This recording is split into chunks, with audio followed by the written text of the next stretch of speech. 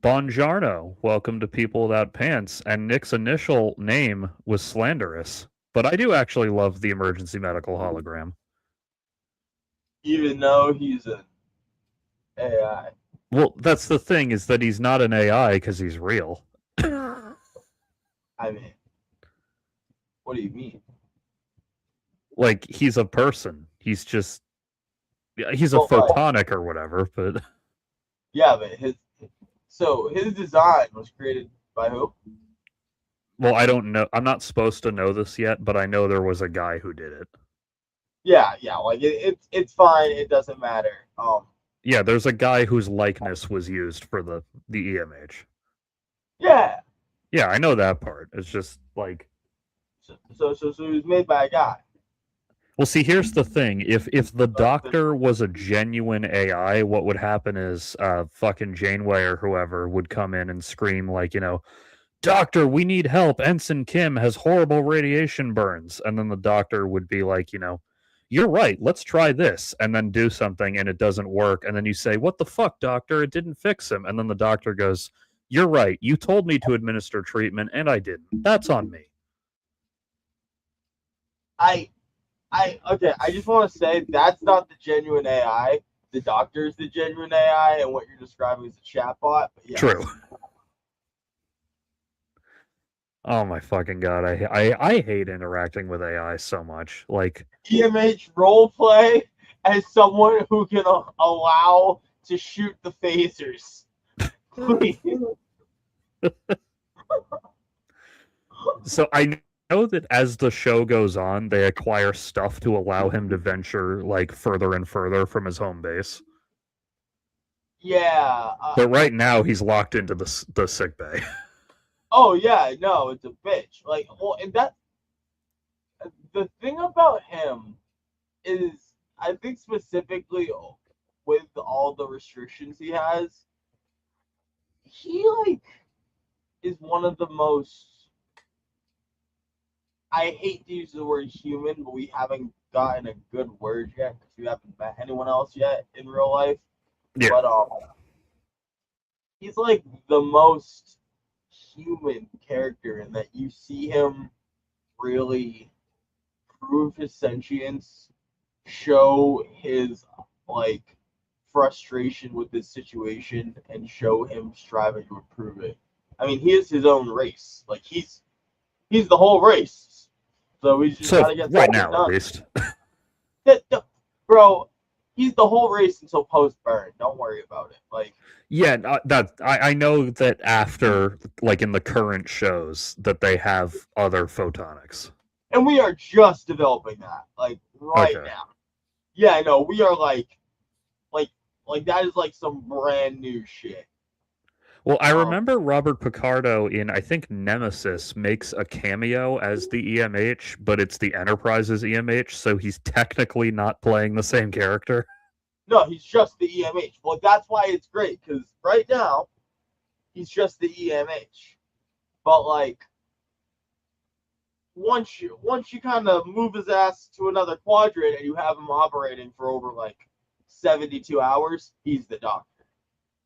Well, even I've only seen 4 episodes of Voyager now, and even so, he's already displaying some humanity down to the point that there's the running joke that they keep forgetting to turn off his program when they leave because they also forget that he's not a real doctor. Well, it's important for that. So, one, how long have they been in the? They're in Delta, right, or the Gamma? I always. They're in Delta, yeah. Yeah, they're in Delta. Okay. How long have they been in Delta? Short enough that Harry Kim still thinks that his girlfriend back home will be waiting for him. So clearly not very long at all yet. Sure, but Harry Kim's an idealist. Are you saying like a month? Are you saying Probably like less. a week? Probably like a couple weeks at this point, if that. All right, a couple weeks. I want you to consider how often they're dealing with medical problems. Near Yeah. constantly. And like you pointed out, they don't shut his ass off. Well, when he asks them to and they remember, they do, but oftentimes, Yeah. they just walk the fuck out without turning him off. He's like, wait, Because like they're treating him like a person almost, then they forget he can't leave with them. Well, it's almost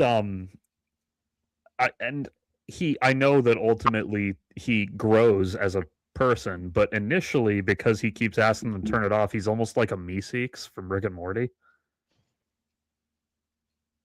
He's not dead. Well, no, he's not dead, and he's not in pain from continuing to exist. But like a Meeseeks, he sees his purpose as turn me on for one task and then turn me back off. Because that's the purpose. Yeah, which is basically a Meeseeks, except he's like a Meeseeks with no negative side effect. No, because a Meeseeks is for a want. Well, He's true, for yeah. emergencies. Like, his entire purpose is like emergencies. But he's coming to realize, yeah, his entire thing's an emergency. Fuck. I also constantly think of Earth's Mightiest Heroes when I see EMH, so don't feel bad. That was probably Listen, my God. That cartoon was so good. I'll talk about that later because we're on Voyager right now. But it would have been better if I just said Larry loves AI. But I definitely no. don't. Actually, wait, hang on. Speaking of the Doctor, did literally all of their medical personnel die? Yes. Well, I knew their chief medical officer died, but then like the fact that they're relying on the EMH would imply that literally every doctor on the ship died, and Yeah. that doesn't seem to be the case. I mean, why does this seem to be the case? Well, because if they had, then they like, because if they had a single fucking, I don't know though, because like we see people in blue walking around all the time, and like when he's in the med bay, he usually has backup. That's what Actually, Blue no, came not up yet. with. He doesn't know. Yeah, I think they lost their whole because this the problem is Voyager got launched for this special mission with a skeleton crew, so they probably only had like two doctors, and Yeah, both of them fucking croaked. exactly, dude. It's just like, Bob, we have no medical personnel, and we are whiny babies. We constantly worry about that. Well, so one thing I like doing with Trek is keeping track of the crew size of any individual show. Okay. Um, just not like literally down to every single man, but just like the general crew size, right? Okay. Um, so like in the original show, Kirk's Enterprise was said to have a crew of I think 430. Okay. Which is weird because in the cage, Pike says 203. So apparently, that whatever refit the Enterprise went through between Pike and Kirk, like they. I hope Strange New Worlds at the end, when Kirk inevitably takes over, I hope they explain that by saying, like, hey, guess what? We swapped out the warp core. It's a way smaller one with the same efficiency, which means we have room for way more quarters now. I think we're already way past that. Maybe. It's just because I always wonder, like, what kind of refits did the Enterprise go through that allowed its crew complement to double? I mean, I'm just gonna be that guy.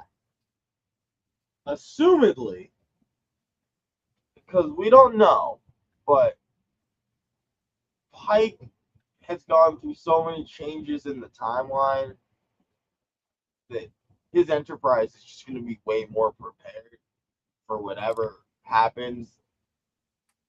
Kinda, Like, yeah. slight spoiler alert, people. A big part of Pike is he sees his own death in the future. Oh, I know that part. I know that he knows his fate. Yeah, but he doesn't know if it's actually locked in. He knows he saw it.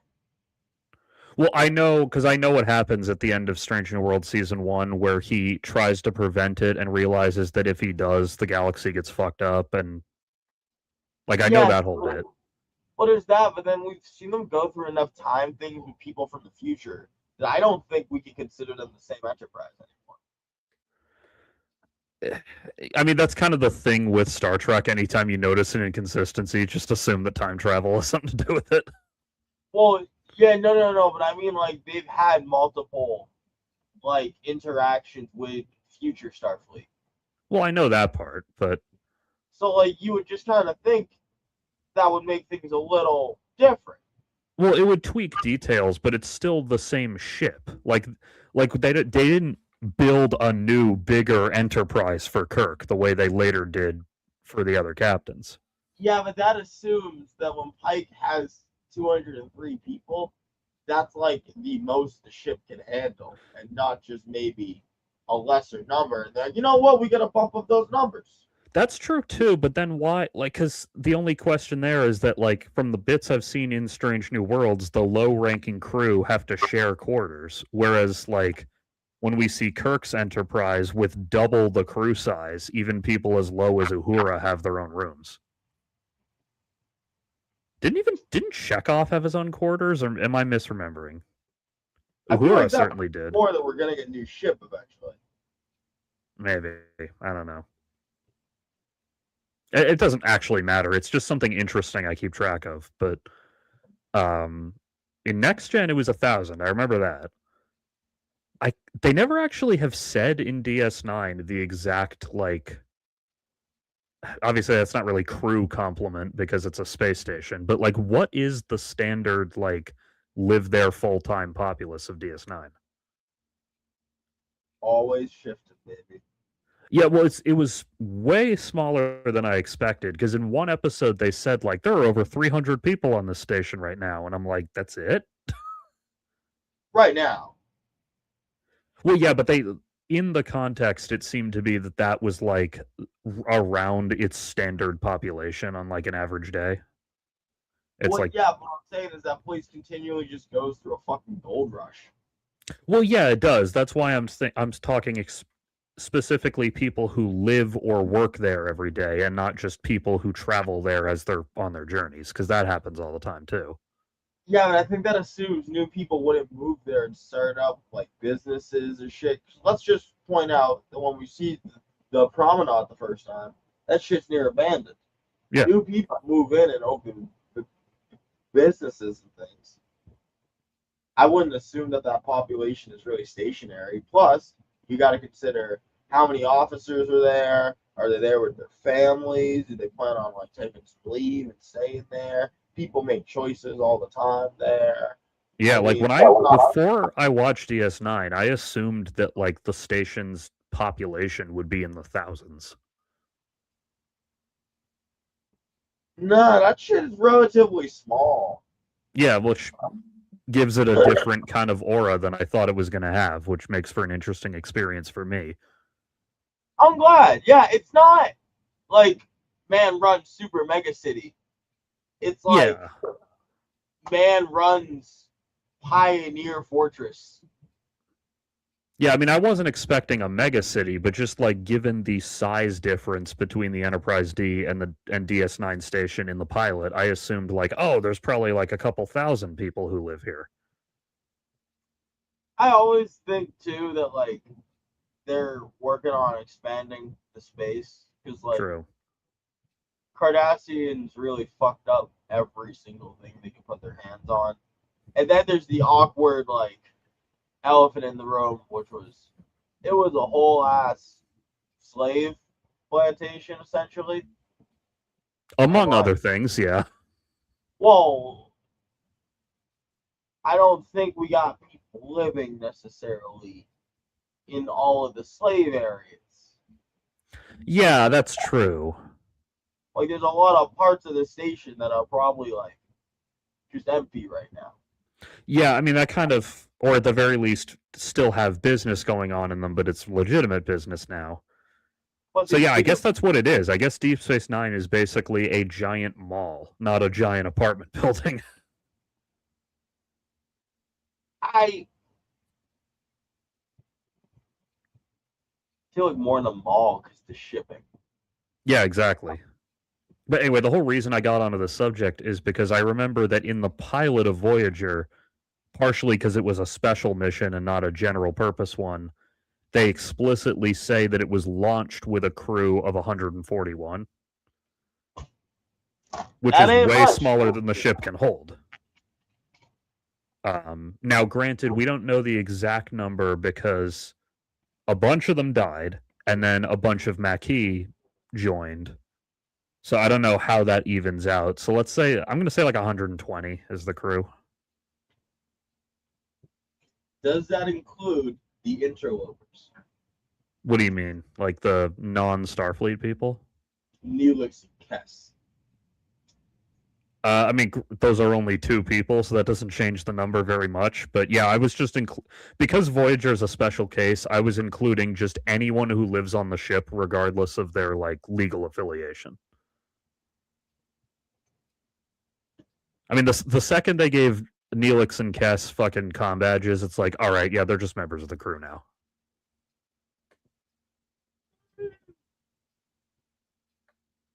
I feel like, especially where you're at, Neelix is just a pet. And Kes is like, He's an information broker, basically. He's basically their navigator. He's their guy they consult when they're going into a new place. Hey, is there anything we need to know about this place? Yeah, but it's not like he's a fixer. He's just like a guide. Yeah, no, he's just an information source right now. Who presumably helps around on the ship a little bit, like moves boxes or whatever. Those basic repairs. Not yet. Okay. I assumed that he was being nice behind the scenes and helping out with the work, but I guess not. You are getting the wrong vibe from that guy. Yeah, I mean, I know he's like a bit of a fucking layabout, but like I assumed that if they said, hey, can you hold this while I screw this in? He'd go, oh, yeah, sure. For like a minute. Because he's not like a dick. He's the kind of guy, if you ask him to hold a thing, he would immediately put it down and start talking to you about a random fucking story. True. That is true. And then you need the thing, and like, guess what? It was actually in a fucking pressure-sensitive box, and now it's ruined. And you have to go and fucking recalibrate a thing for 3 hours. And he'd be like, whoopsie. So anyways, and he'd fucking keep telling you the story. And you would want to blow his brains out. And he would do this 10 times a day. So I don't know if this is a spoiler or anything, but is transporter technology weird in that quadrant of the galaxy? They don't have it. Yeah, okay. Because when they said that, they explained it to Neelix, and he was like, oh, interesting. Yeah, they, easiest way to go about this is just say, no transporters and no replicators. Okay. With all the logic that would entail to people having. Well, they had one of the planets they went to had like a replicator, but it was more primitive. Yeah, but like, assume no replicators. Yeah. Okay. Which is, don't the Borg come from the Delta Quadrant?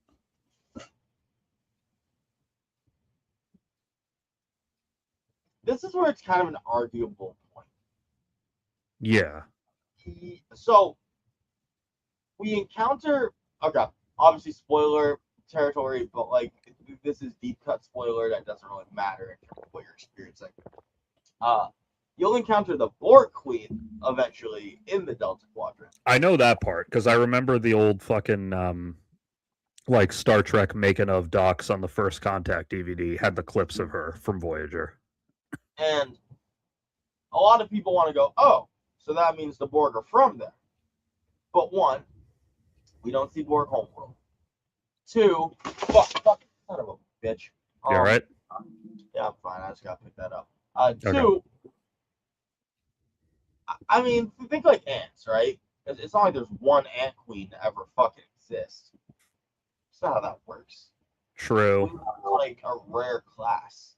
Yeah, and the actress changes too, so like.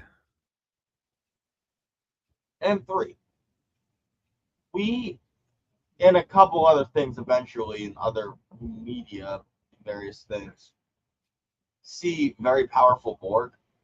And they all kind of seem to just move all the time. So I don't really think they're from the Delta Quadrant. I think that's just where they were at. That makes sense. Because I did see Enterprise back in the day because my fucking local TV had the rights to it. And I remember there's an episode of Enterprise where they encounter a couple Borg who were left behind during the events of First Contact because time travel wonkery. Time travel wonkery. And I remember at the end of the episode, they stopped the Borg, but the Borg put out a radio message. I think they said going to the Delta Quadrant. And at the end of the episode, they say to Captain Archer, like, you should feel good, Captain. You might have just prevented a war. And he says, I don't know. I feel like I just delayed a war for 200 years. And 200 years from now is right around the time the Federation first encounters the Borg in Next Gen. So a lot of people think, like, oh shit, is it a closed time loop? Yeah, no matter what, we will deal with them. Yeah. I think that's kind of why 7 of 9, and I'm not talking Voyager spoilers, I'm talking Picard spoilers, so I don't care. Yeah.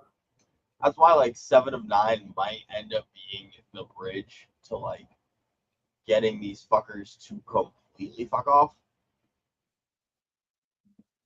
Because, like, I feel like the logic would be we need a better version of Locutus that instead of being tinged to their side is tinged to our side. Hmm. And then, like, I don't know, maybe we can. Because, like, it sucks. Because it's Starfleet. So you can never do the reasonable thing and, like, hurl the Borg into the fucking sun. I know. Like, you know what the advantage of the Borg is? Unlike every other thing throughout history, the Borg literally are collectively guilty. So you can actually kill every single one of them without guilt. Until you meet Queens, and then you're like, oh, fuck, now it's complicated again. Well, yeah, but the Queens are evil, so you could still kill them without guilt. Yeah, but what is inherent evil if not just your nature? Well, true, but, you know, are you trying to kill me? Yeah. Okay, but, like, is a virus evil? Well, no, but a virus isn't life the same way it is for us, so we don't care. Like, we didn't fucking discuss the ethics of exterminating smallpox because RFK Jr. hadn't been born yet back then. First of all, haha. But I mean, yeah, but that inherently is the thing. They don't look at us as being the same kind of life. Well, yeah, and that's kind of part of when I say evil, I'm kind of exaggerating because the Borg Queen is different because she has more individuality, and you know how it works. You've seen the movie, but yeah, I guess to use a TV tropes term, the Borg aren't the Borg are blue and orange morality, meaning that whatever morality system they operate under is so foreign to ours that it's basically incompatible with us. For some fucking reason, what it just gives me the most reminders of. Did you ever play any Halo?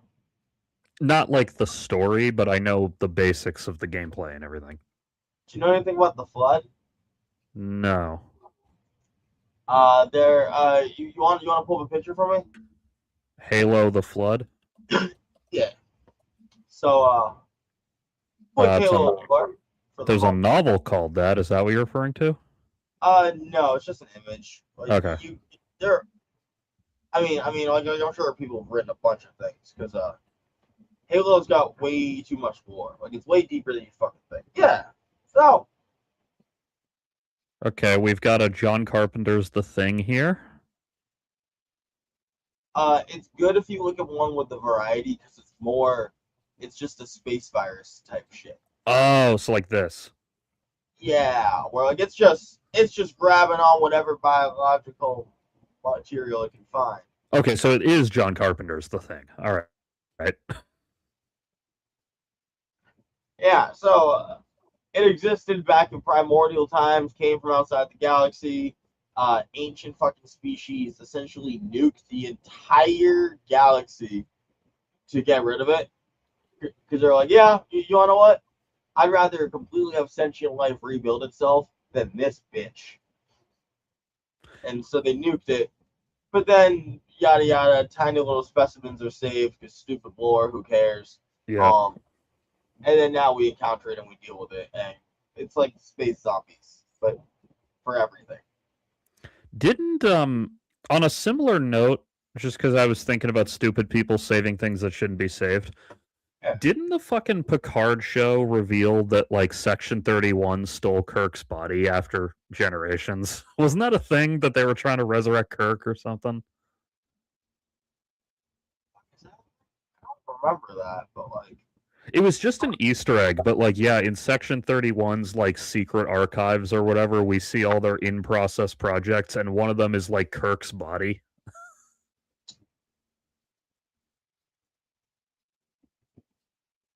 that's so fucking hilarious. I forgot to talk about this when we talked about Generations, but I love the opening scene of Generations. It feels right at home in like the original TOS movies. What's the opening scene? In the past with Kirk and on the new Enterprise, and like the Nexus shows up, and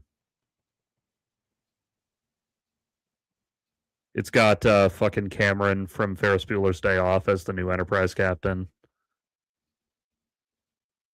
Ooh, we always love Cam. We do. But there's two.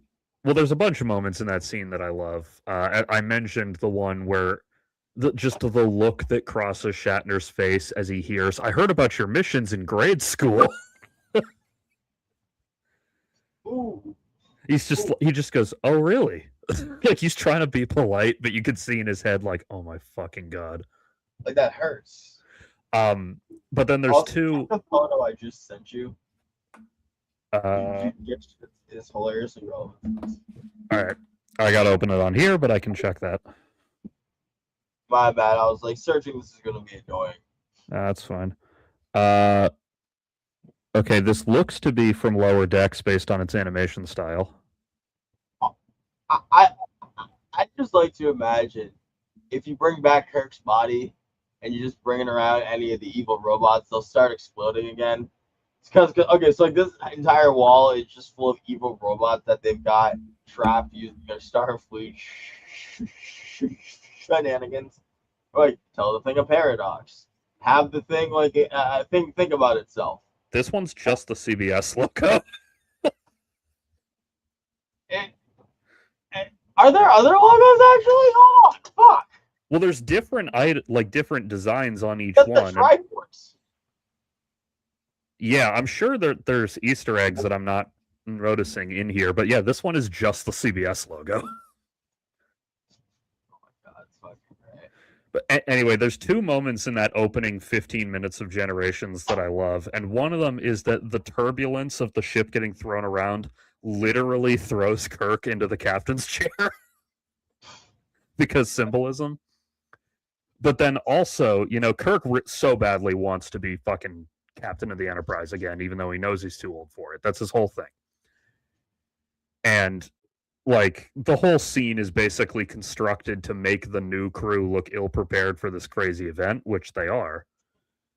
But then when they need to go down to wherever to do the thing, Captain Barrowman I think that was his name. He says to Kirk, "You have the bridge," because Kirk is the ranking officer despite being retired. And Kirk hears that, and he sits in the captain's chair for just a second before deciding, like, no, this isn't right. You stay on the bridge. I'll go. But as he sits in the captain's chair, the look on his face is the look of, like, a heroin addict taking his first shot of heroin after a decade of being sober. Like, Yeah, dude, because he needs that power. well, here's the question. Why doesn't he just fucking not retire then? Okay, hear me out. Kirk is a very special kind of person. Yeah. Who I like to think of as like he's like FDR. Though like, without the internment camps.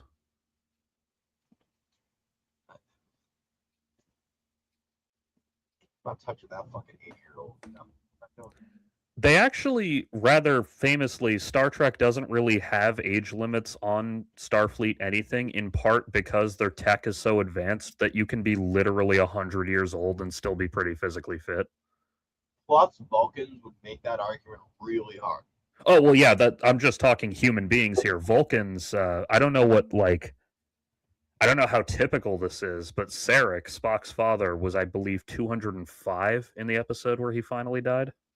Yeah, but I'm saying, like, you're not going to get all the idealistic people to go with what they would call a specious action, such as allowing Vulcans to continue at any age. Yeah, exactly. To stop XYZ. It would be a whole political bitch. Term limits Um, would make sense in this utopia. For elected positions, yes, but being a military officer is not an elected uh, position. you fell into the thing again. What? Not military officers, Starfleet. That's true. Starfleet is So like, semi-military, but not so entirely. Starfleet was like, no, we just got ships, bro. Yeah, they got lasers. Yeah, I got a fucking bridge and everything, and I got officers. I'm not the military. Yeah, Starfleet's Organized. organizational Look, structure and like rank and command system is very military, but their job duties are not. Well, it is. sometimes they are, but oftentimes they're not.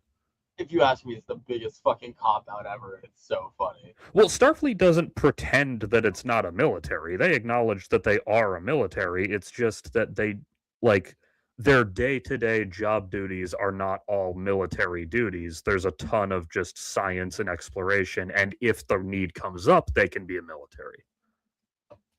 All I'm saying is Starfleet is literally like a junta's biggest dream. That's Yeah. all I'm trying to say. It's like it is here's the ultimate waiting for a junta. Here's the evidence of them being only semi-military is that when Picard and or Kirk and or whichever captain of choice walks into the room, nobody has to stand and salute. Yeah, but like to be fair, In fact, when Captain Jellicoe briefly took control of the Enterprise, one of the changes he made that made him unpopular with the crew was that he actually wanted a captain on the bridge whenever he walks in. I wouldn't salute Picard. Well, bitch. I know. French ass motherfucker. Yeah, I know. See, like, so it's funny because this is the perfect lead into my point. Kirk is one of those great people who's like, oh, look at that. I can see myself not at my peak. I feel like I should move on and do another thing. Meanwhile, Picard is like, oh, I have extreme PTSD because I was just turned into a fucking cyborg hybrid by a goddamn alien species. I should totally just go back out there and act like everything's good. Because some people have a realization of their limits and how much stress this job will put on you and where you should be like reasonably stepping back. And some people are egotistical French fucks. Well, it's really, first of all, just to both back up your point and refute it. Just in the Next Gen show, not counting the movies or the sequel series or anything, just in the Next Gen show, 4 different times throughout the series, Picard goes through an extremely traumatic event that would fuck any, to varying degrees, of course, but yeah, and he should have, bro. Okay, there's a couple I'll let go, but at the very least, I think we can all sit here and go, the flute and the lights individually should have taken him out of commission. Yeah, maybe not permanently with the lights, but definitely like, all right, you're going on a fucking month-long R&R retreat with some therapy in it, at least. See, I don't know, because like, how often do we have the villain of a random Star Trek series be like, I'm a Starfleet officer who was pushed too far, and now I'm just out here in space doing some fucked up shit. Well, so that is a problem. That's Star Trek has, I don't want to say a problem because it's usually handled okay, but Star Trek has a number of times used the trope of like the admiral or similar high-ranking position who has gone insane and is trying to do something fucked up. But the thing is, that's never because they got personally pushed to the limit. It's always because of some like political circumstance they just can't hang with. Though that's not true with Commodore Decker in the original series, but given what he went through, that would drive anyone insane, so whatever. There we go. Yeah, that was different because that was like his entire fucking crew got killed by a crazy monster that he failed to stop. Yeah, no, I like the whole point is you would expect that kind of thing to fuck someone up, then you'd be like, all right, but let's take you home. Yeah, and I'm not shitting on Starfleet there because this happened about 5 minutes before Kirk and company ran into him, so Starfleet just simply hadn't heard what happened yet. Yeah. But with Picard, they keep letting that fucker go back into space. Well, the irony there is that despite Picard having been through so much fucked up shit, he not only stays captain for years, but he stays pretty good at being captain, whereas Kirk gets a 2.5 year promotion to admiral, comes back in the first movie, and has fucking lost all his ability to captain the ship. Like Kirk what? Kirk moved on with his life. Well, yeah, and ironically, he didn't want to move on. He was essentially forced to, and it fucked him up. And like, I didn't catch this until my most recent watch. Kirk is indirectly responsible for that transporter accident. Yes? Yeah, because earlier in the movie, when he interrupts Decker to tell him the news of the command change, Decker is in the middle of fixing the transporter system when that conversation happens.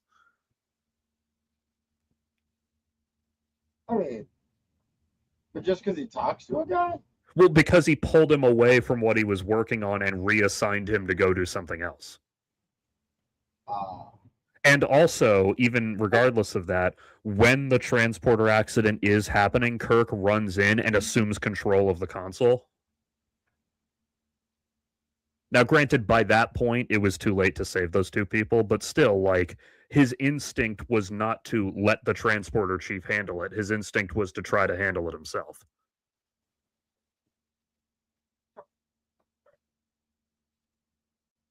But yeah, Kirk indirectly caused those two people to die. Damn. I mean, I guess I'll chalk that up against the entirety of Wolf 359. Against what? Wolf 359. Well, yeah, but I mean, that was... again, that was not... I mean, it was Picard technically, but he was being puppeted.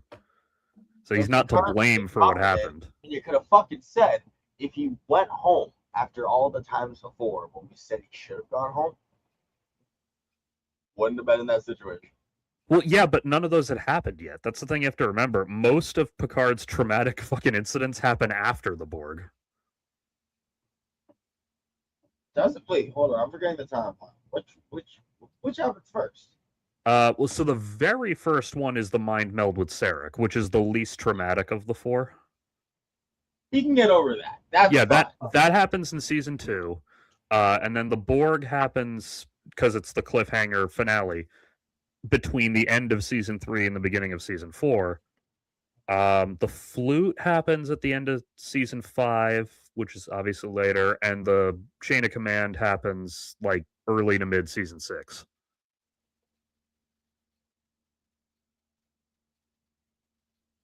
Okay. And also, do remember that they did make him and the entire rest of the crew go on shore leave back on Earth after immediately following the Borg thing. Keep him there. Well, he almost did fucking leave over that. Like, that was a part of the episode that apparently wasn't shot next. They shot a few in between, but like scheduling. The episode immediately following part 2 of Best of Both Worlds is the one where Picard goes home to his fucking vineyard in France and like has the heart-to-heart with his brother and has the big PTSD crying breakdown over what happened. And that's presumably like shortly after, one, just because of air date order, and also because they went home to Earth to repair the ship from all the damage that happened during the fight with the Borg. True. So presumably they, like, for at least a week, if not more, Picard was like on shore leave. Okay. I see your point. So it's not like we could have avoided the Borg. I'm with you. Yeah. But then we could have avoided all the other ones. I mean, yeah, but see, here's the thing. Those 2 other ones didn't really fuck anyone else over. Like, they were hard on Picard mentally, but, like, Picard's performance didn't suffer as a result of those 2 things. In real life, it probably would have, but in the show, it didn't. I suppose. I just always question his judgment at that point. By the way, I said this when I watched it, but I can't believe that the very last episode of Next Gen to air before the premiere of DS9 was Chain of Command. fucking great. Now, granted, like the episodes don't always take place in the same order they air. Usually, like roughly though. But if you assume that they take place in the order they air, that means that Picard gets like fucking slow tortured by the Cardassians for like 2 or 3 days, and then like less than a week later has to go fucking talk to Cisco, who hates his ass. Killed my wife. I hate you. I mean, Cisco kind of gets over his grudge by the end of the episode, but he's still like, it's still rough to be around Picard. I feel like the end of the episode always translates to me as, okay, so to be clear, I'm taking this job. I'm over wanting to leave Starfleet. I hate you once again. I want you to leave. This is my station. And Picard's like, I'm gonna fuck off as quick as possible. There's a little bit off as quick as possible, and then we like low-key needed the Enterprise like a week later. Yeah, well, so there's some initial antagonism between Cisco and Picard because they meet several times in the episode. In the first meeting, there's some initial antagonism, though it's not really about the Borg thing. It's more just about Cisco's fucking shitty attitude about this assignment. Yeah.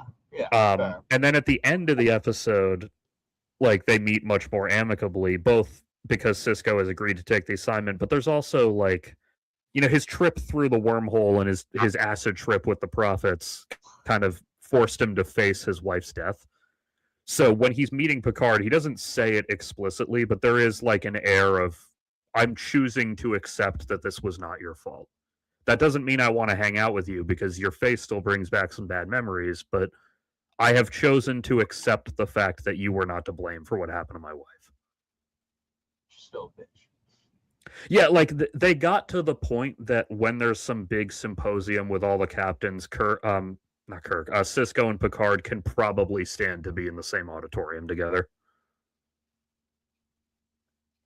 Yes, but like with Cisco being Cisco, I feel like if you ever gave him an opportunity to not fuck over other people and maybe just get Picard taken out, not kill him, but just taken out of fucking duty, he'd probably do it. There are circumstances where he would, but I don't like if another admiral just showed up and was like, "Hey, I'm sick of this Picard guy. Will you help me get rid of him?" I don't think Cisco would just immediately sign on. He'd need to see some evidence. Well, yeah, but then that'll be a whole other thing. Because why does this admiral want it? Now I'm not helping your bitch ass. It's about me. Yeah, I mean, Cisco let go of his grudge at the end of the pilot. Fair. But again, that doesn't mean that he wants to hang out with Picard. It just means that he's let go of his grudge. I can't wait until you see Cisco's most petty grudge ever that he testified of. Which one is that? So there's this one Vulcan who went to school with Cisco, who's a bitch. Okay. And like the whole like plot line is Cisco's trying to like explain to everyone, all right, now this guy really doesn't like me. And everyone's like, Cisco, he's a Vulcan. And he's like, no, you aren't listening. Like, I understand, but he doesn't like me. That's not, he's a Vulcan. He can't not like you. It's not possible. No, that's actually not true. Vulcans keep their composure, but they still feel things just fine. Yeah, and he's like, oh, okay, and like you like get to see this Vulcan being like such a little petty asshole, and then like he shows up a few times, and he's just like it's like an antagonist. It's just like the guy from The Office who you really don't like.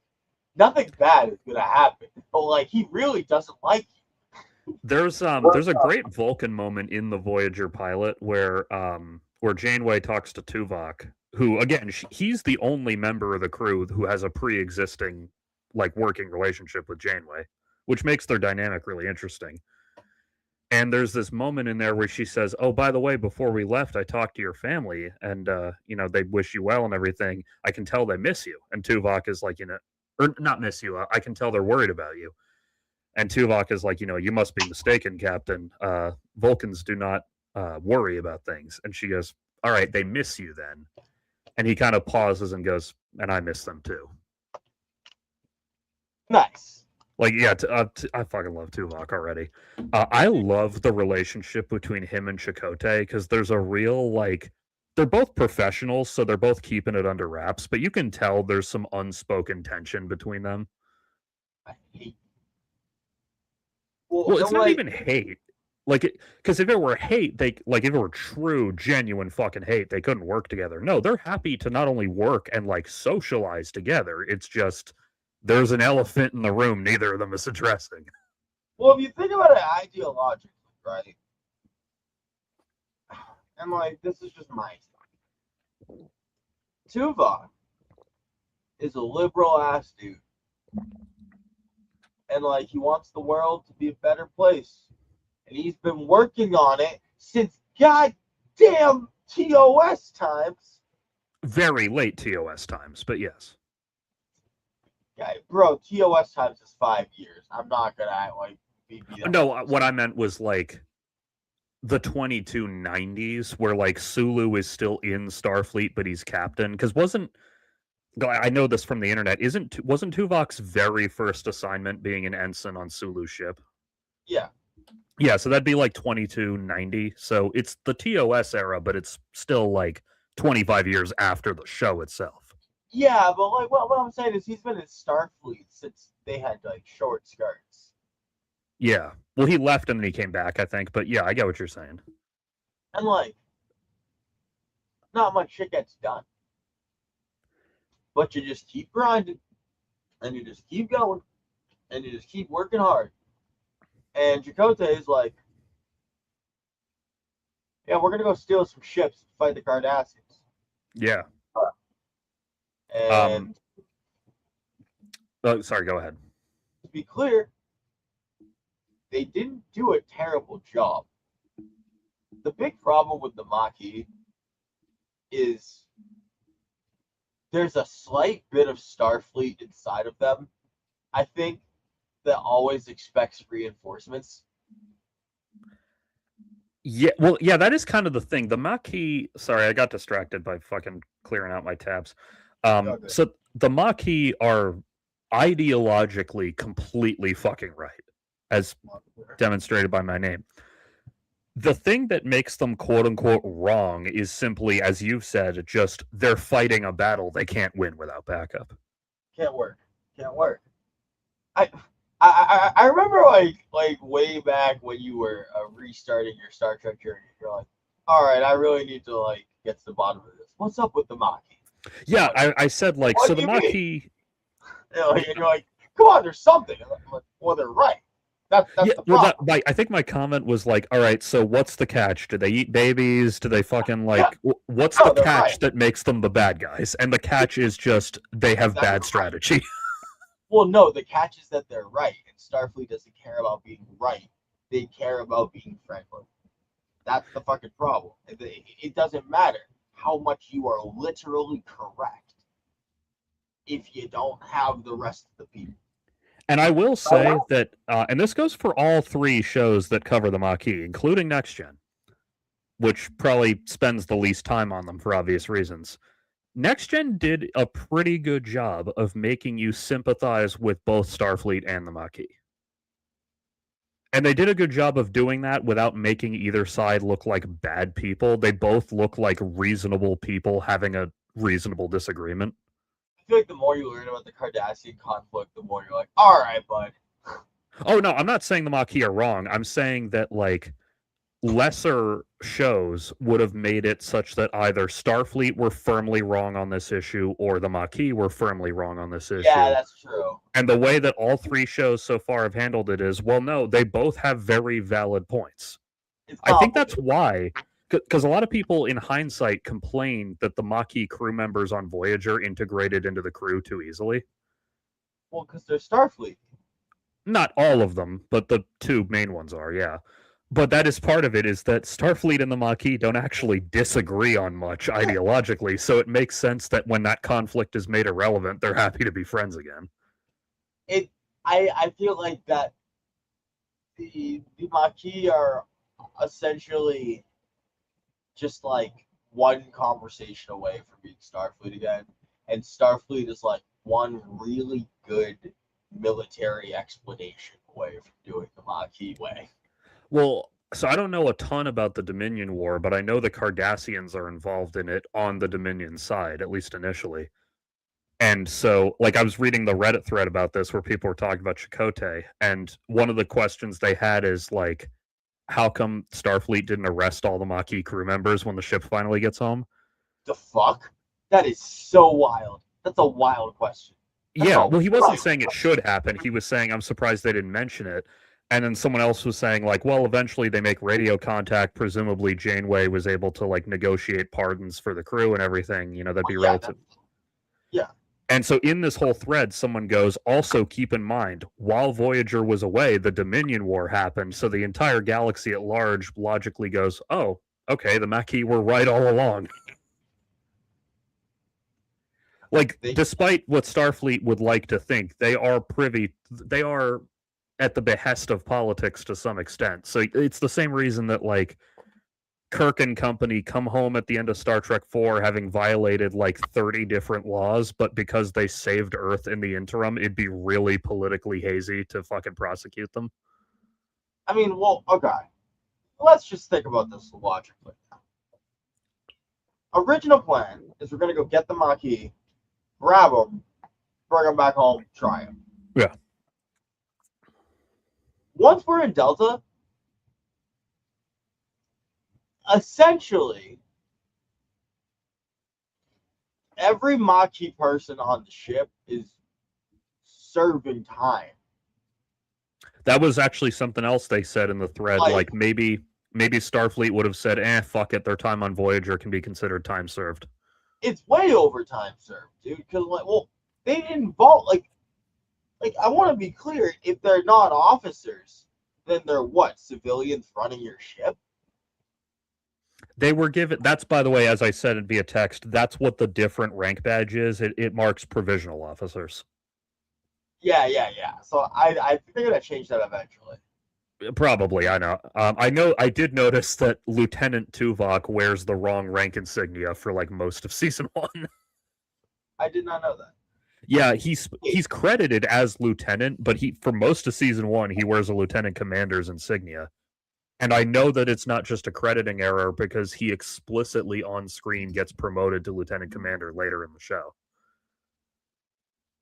So it was just a cut. It happened with Miles O'Brien as well. If you look at the first like several years of Chief O'Brien's appearances, they hadn't decided he was an enlisted man yet, so he just wears a lieutenant's thing. He even gets addressed as lieutenant the first couple times. Like, it's like, we got to make him a union, man. What are we doing? Well, actually, the reason they decided to do that explicitly on screen, other than giving him some different character, was for the Barclay episode, because they needed Barclay to be authorized to give Chief O'Brien orders. So that was the first episode that explicitly said out loud that Chief O'Brien was an enlisted man and therefore below rank of any officer. It just feels racially motivated, but I get you. By the way, speaking of that name, I was watching Vosh the other day, and he was watching some politics thing and like about climate change or whatever. And they brought on this climate scientist to discuss the heat wave, and the climate scientist's name was Miles O'Brien. Nice. And I went like, wait, what? And at first I thought only I'd noticed, but then because the chat on the screen is on a slight delay, after like 15 seconds, not the whole chat, but several members of the chat went, oh shit, Chief O'Brien is here? Chief O'Brien. Because not the whole chat isn't Star Trek fans, but there's enough in there that like it was noticed. That's great. But yeah, I really like the whole the Maquis dynamic with the crew. As I was saying with Tuvok and Chakotay. So the reason for Chakotay's frustration is obvious, which is that Tuvok was a fucking double agent. I don't know, because Tuvok's Vulcan, so they handle their emotions better than we do. I don't know if Tuvok is petty enough to feel this kind of jealousy. But you would know. Is Tuvok like a jealous guy? I don't think it's jealousy. I think it's literally about a respect for order. Well, there's that too, but there's also something I mentioned this last show is that had the crew not picked up the Maquis crew and were still limited to, First officer. he almost certainly would have gotten a field promotion to first officer. But yeah, I mean, like he don't give a fuck. He's fine. Yeah, I figured. I was just like, with a non-Vulcan character, I would be wondering, is there some jealousy? Oh yeah, no, he's like super. Yeah, and he's, like I said, he's not like a Starfleet careerist guy. He left and came back decades later, so I don't think he cares much about rank. I think he cares more about what he does. Yeah, exactly. I think that's why there's the beef with Chakotay. It is like it's like, wow, listen, I left, but you're out here like you couldn't fucking leave. I had to go and like pull this Maquis bullshit. And Chakotay is like, oh wow, I get it. So you fucking think we all can just live for 4 years? You just think we can wait for this bullshit? Oh, something else interesting I noticed. So they never said the name of the Maquis ship that incites the whole show, right? Yeah. They just didn't bother to. So I was curious, like, what was the name of that ship? Because, like, captains tend to be attached to their ships. How does Chakotay feel about losing it? So apparently, somewhere in the show, one of the screen infographics says that the name of the ship. What? Please tell me it's Kushiheo. According to the infographic on the in-universe ship display, the name of the Maquis ship was the Valjean, which is a really fucking cool name. I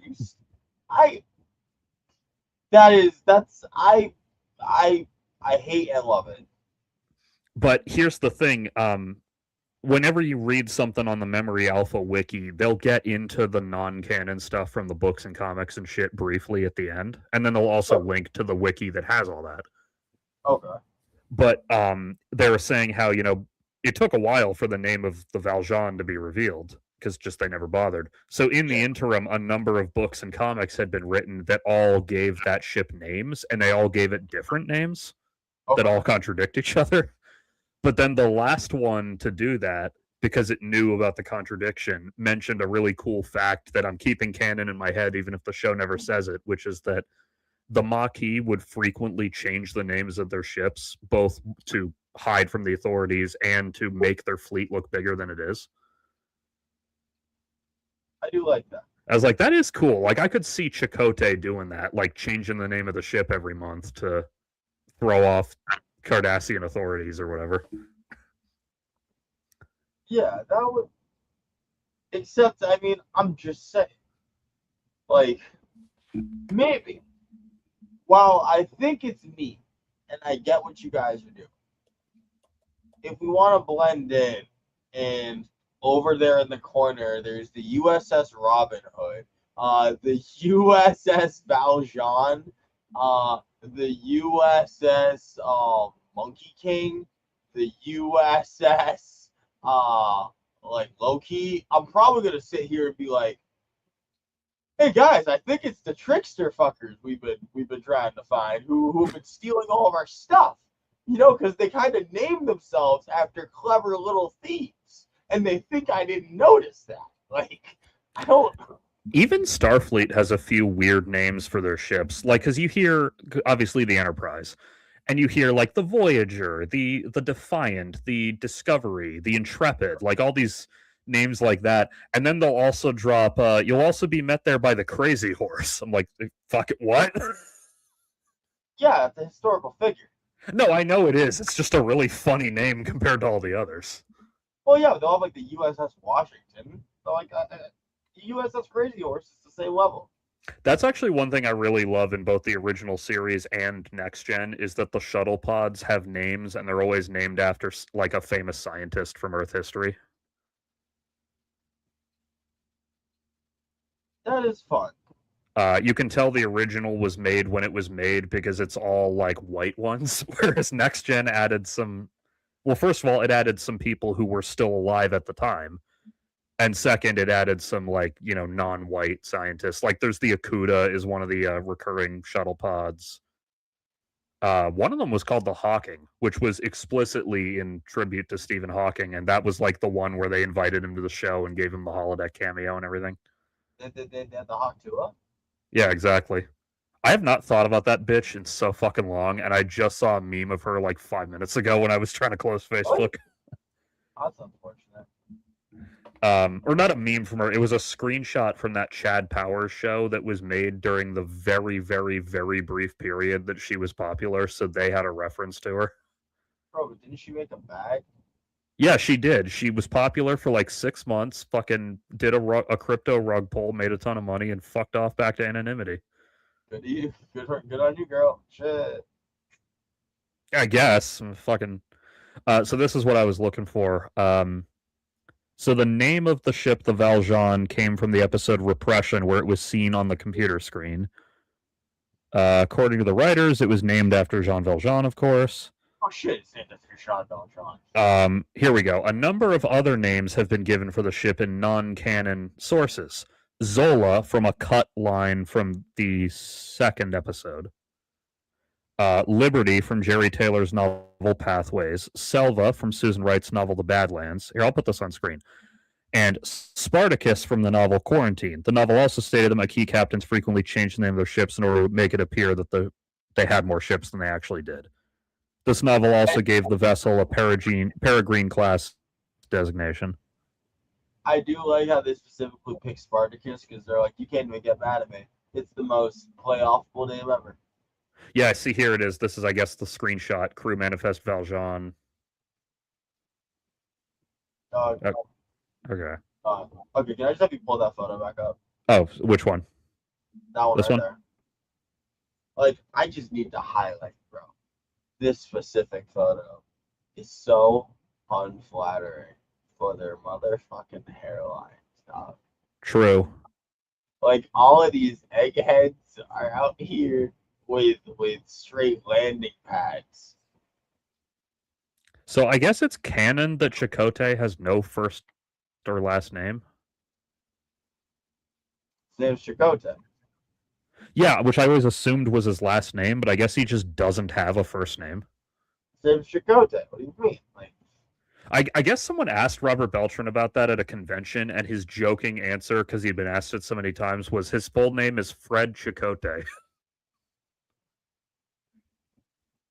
that's hilarious. And the guy who was posting that on Reddit was like, I'm just considering that canon in my head until they contradicted that his first name is Fred. See, I really do not like to think about him much as a character because he is on the same level of quality as the Cheech and Chong South Park characters who are selling fake Native American medicine. True. Well, in Voyager's defense, they did not know that their consultant was a fraud until later. It's not defensible. That's just ignorant. It is ignorant, but at least they didn't hire him knowing he was full of shit. Okay. They very much should have been able to figure that out, but it was the very early days of the internet, so it's a little more understandable that they didn't do enough research. What's his name? Chakotay? Yeah, I know. Raise the bar. James Cameron, the greatest pioneer. No budget too steep, no sea too deep. Who's that? It's him, James Cameron. I know. So then why even? Why set it so low? It's not that I'm setting it low. It's that I want all the nuance there so that you can understand how much blame is appropriate to assign. It's the same as, I'll use a really extreme example. If a guy murders his fucking wife, and like it's very obvious that it was murder and not self-defense or anything, I still want to know why he did it. Not to defend what he did, but because I'm curious what set him down this path. Yes, but like, okay. Let me give you another example. When Kid Rock makes a song for Osmosis Jones, oh my god, he talks about young ladies, I like them under 18. Some say it's statutory, but I say it's mandatory. And there's a whole room full of producers, and there's a whole bunch of people who have to approve the song and listen to the soundtrack and go through it. At a certain point, there's so many hands that have been on this product that you guys are willfully ignorant of certain parts of your production That is can true. be that it's negligence. And when negligence results in problematic things, I'm sorry, but I'm not going to shut up about it just because your ass didn't fucking do your due diligence. Oh yeah, I'm not suggesting shut up about it. I'm just saying that it is interesting to me whether it was negligence or like willful misdeed. I don't think it's willful misdeed, but I think it's like, I think Star Trek in particular has been so negligent with its treatment of races, and it's been doing that by the fucking seat of its pants for so long that at a certain point, I've just lost all of the like, well, I gotta give it to him. Who cares? Kind of fucking. No, I get it, and I'm not giving it to them. I'm just intrigued what happened, you know? It's just like it's so weird how like in hindsight, everyone's like, yeah, it's just Chakotay, bro. Half the fucking time he's just like talking about nonsense. He sounds like Yeah, I know that they do a lot of like Native American Vision Quest bullshit with him. Now, again, to be fair, at least this is several centuries in the future, so you could kind of imagine cultural traditions would evolve. yeah, dude, he's from fucking Arrakis. Like, fuck off. No, I mean, like I'm willing to, not if it's by accident because of negligence, but like let's say if like the next gen episode with the Native American colony planet, if I would have been cool with them purposefully altering a few real life traditions in minor ways to show that those traditions have evolved over the last 300 years, I would be okay with that because that's intriguing to me. I don't trust them to handle that. I don't trust them to handle it either. I'm just saying that if I did, I'd be interested to see it. Sure, but like, why don't they go and play with like King Arthur or something? Like, go fucking. Yeah, I mean, for a very minor but kind of notable example, have you watched Firefly? Force. Okay. For those of you who haven't watched Firefly, part of its backstory is She's gone. what? It's just a season of greatness, and it's just gone. It got a movie too, which was also really good.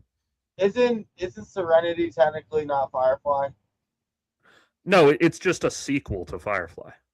Well, yeah. Like I just know that the fans of this franchise get really weird about names. So I just wanted to clarify, it's not the Firefly movie that everyone thought you were going to get eventually. That's never happening. There is the Serenity movie. Yeah, I don't know what that is about then, because the Serenity movie is just a movie sequel to Firefly with all the same characters and everything. So, well, yeah, no, like I'm saying that like for a while people were, we're gonna get another Firefly movie. It's gonna be a Firefly movie. So like if you say Firefly movie, you get all fucking weird. I think rights issues are literally the only reason the movie didn't have the word Firefly in its title. I think there was just some like rights thing with Fox that they couldn't clear up, so they said, we'll just call it Serenity. Makes just as much sense. I wish we had more shows with Chinese swears. Yeah, because the name Firefly just refers to the class of ship they fly in. It's not even the name of the ship. The name of the ship is Serenity. It's a Firefly class ship. Well, plus, like, I think it gives like a good ambiance to like one light and like a lone darkness. Yeah, Exactly. But anyway, the whole reason I brought it up is because for those of you who don't know, part of Firefly's backstory is that the US and China, before branching out into the cosmos at large, the US and China somewhat peacefully merged. So human culture as depicted in Firefly is a purposefully like weird mishmash of Western and Chinese tropes. Western as in like guns on the hip Western. I missed the last thing you said. What was that? It's San Francisco. Yeah, but like sci-fi. But so there's all these moments throughout the show where they sprinkle in a Chinese swear into an otherwise English sentence, or open a can of beans like a cowboy and then start eating them with chopsticks. Like there's all kinds of cool little things to show, culture is different because it's been a while. I'm gonna walk into a tavern, have a little standoff, say something, ni hao ma. Yeah. That's part of why Firefly took off the way it did, because this sounds a little cliche now because it's been emulated so many times. But in 2002, no one had ever done that particular mishmash yet. At least not the way Firefly did it. It also felt authentic and not like cringy. And we also didn't know what a fucking piece of shit Joss Whedon is at the time. Though, in my interest of nuance, I will say, when I say piece of shit, I just mean treats the people in his life badly. I don't mean that he has, like, children in his fucking basement or whatever. I don't know if he's a piece of shit then. It sounds like he's just a jerk. Well, no, he was, like, a huge fucking asshole interpersonally and professionally, but he's not, like, a serial rapist. Though I guess his ex-wife, she didn't allege, like, abuse, but she said, like, the feminist ideals he puts in his scripts don't translate to the way he treats women in his personal life. It's his ex-wife, my guy. Yeah, I'm not expecting his ex-wife to necessarily have positive things to say about him. I'm just saying, like, I don't think he beat her or fucking molested her or anything, but he probably did treat her like an asshole. Let's find out, actually, fucking what he did. Because I want to make sure I'm not completely talking out of my ass. I mean, I know what Brian Boitano would do. In my opinion, Joss Whedon's greatest crime is not what he did to women or his collaborators. His greatest crime is the fact that his style of screenwriting poisoned Hollywood.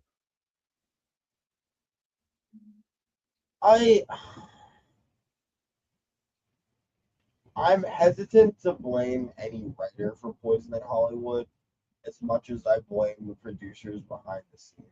Yeah, I'm somewhat joking. It's not actually his fault that he can handle bathos, but no one else can. All I'm saying is, like, we need a modern day Trumbo to trick all these stupid Hollywood execs into making real movies. True.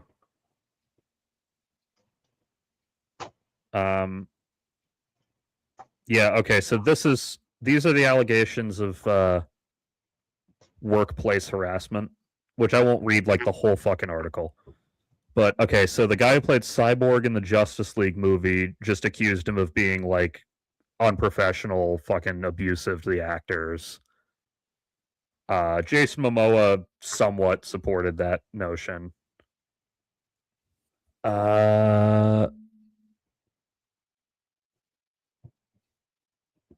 Hang on. He got let go from an HBO show for similar reasons.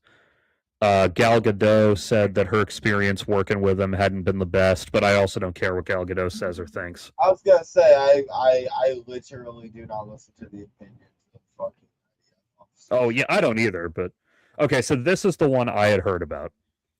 The weird fucking name for a lady, but whatever. Charisma Carpenter, former Buffy and Angel star, alleged that he'd abused his power on numerous occasions, calling him a vampire and casually cruel. In a tweeted statement, Carpenter said Whedon had called her fat and asked if she was gonna keep it upon learning of her pregnancy, mocked her religious faith, and repeatedly threatened to fire her, which he ultimately did.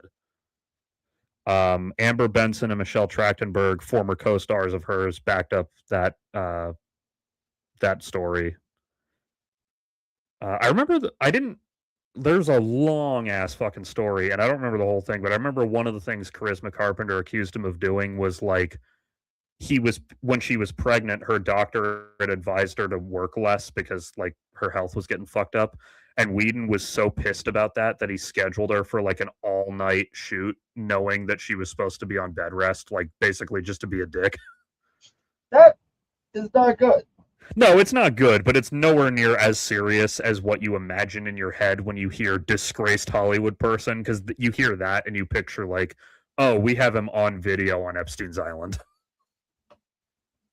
I feel like my first thought is Weinstein. Yeah. I feel like Hollywood people don't have enough money for Epstein level pedophilia. It's like semi-pro leagues. Now listen to this. This one's actually kind of funny, even though it's a pretty despicable thing to say. Jesus. Whedon, not despicable, but just like he's an asshole for saying this, but it is really funny. He Oh, claimed that Whedon claimed the reason for his issues with Gal Gadot was that she misunderstood him due to English not being her first language. And then he called the cyborg guy a bad actor in both senses and said he'd never worked with a ruder group of people than the Justice League cast.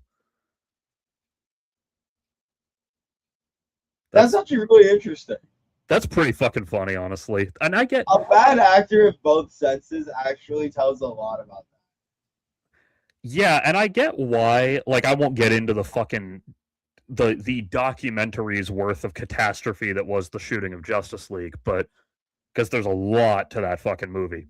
But I understand why those actors would be a little bit reluctant to reshoot half the movie with a new director. A new director with a very different directing style, too. Which half Miller there? What'd you say? What half was Ezra Miller there for? Ezra Miller was the whole cast was there for both directors. Okay. Like the general, because you watch the Snyder Cut, you know, the general plot of the movie is the same either way. It's the details and execution that get changed a lot.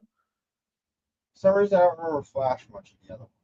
Well, the movie was much shorter, is part of it, and Flash doesn't save the day at the end the way he does in the Snyder Cut.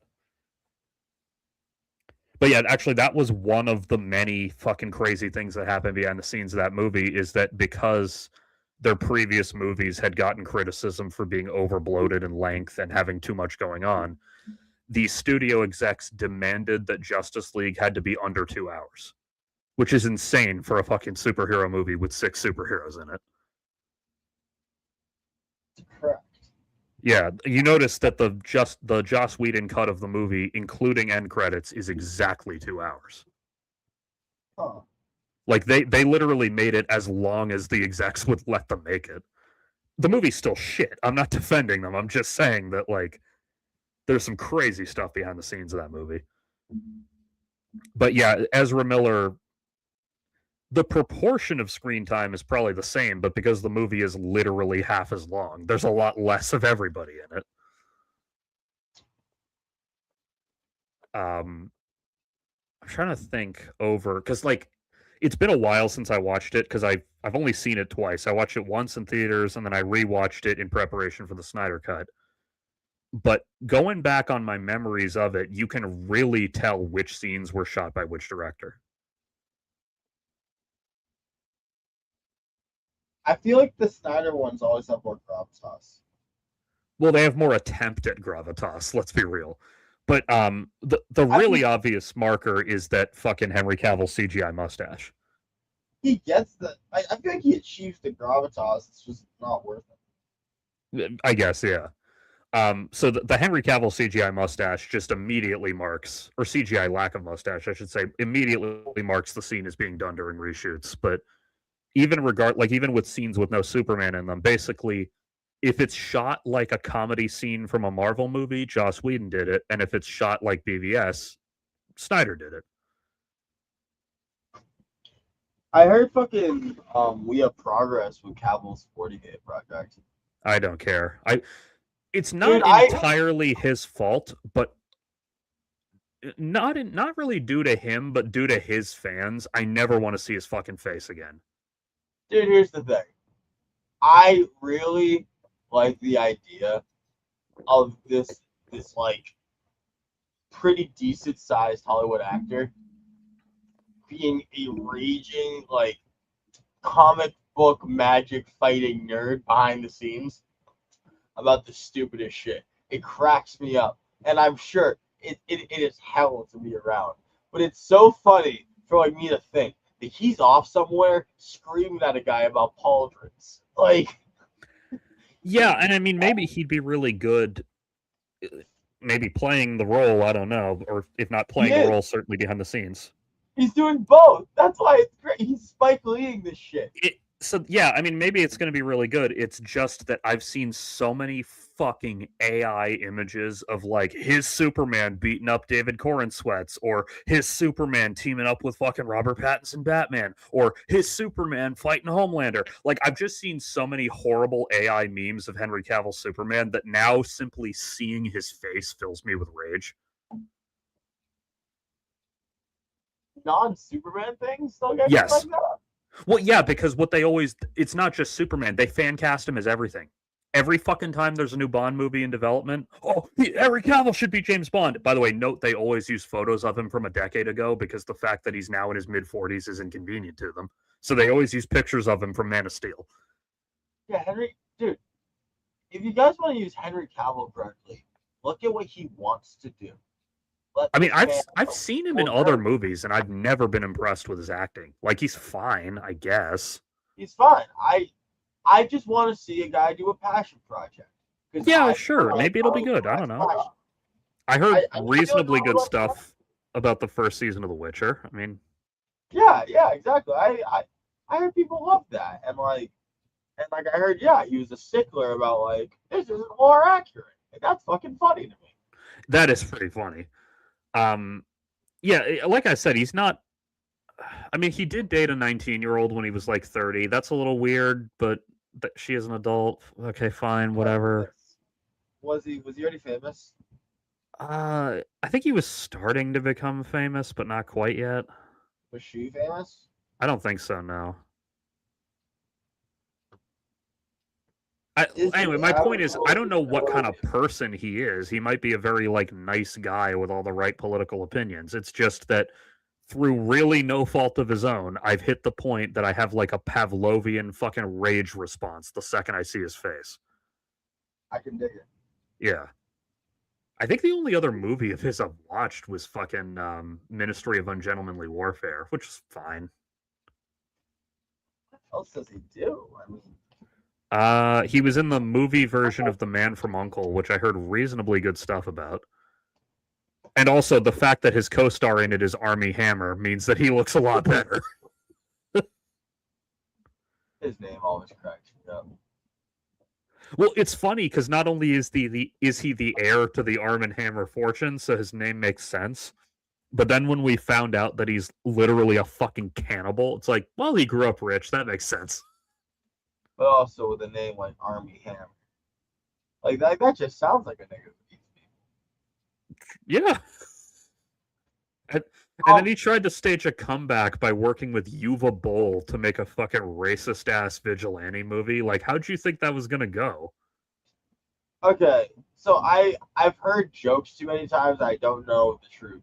Does he play both or one of the Winklevoss twins? He plays both. Okay. Well, there's only one of him, so. Well, I don't know if they found another guy.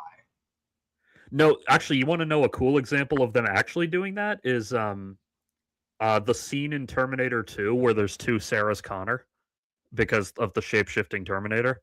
Do you know how they did that? How? They were very lucky that Linda Hamilton happened to have an identical twin sister named Leslie Hamilton.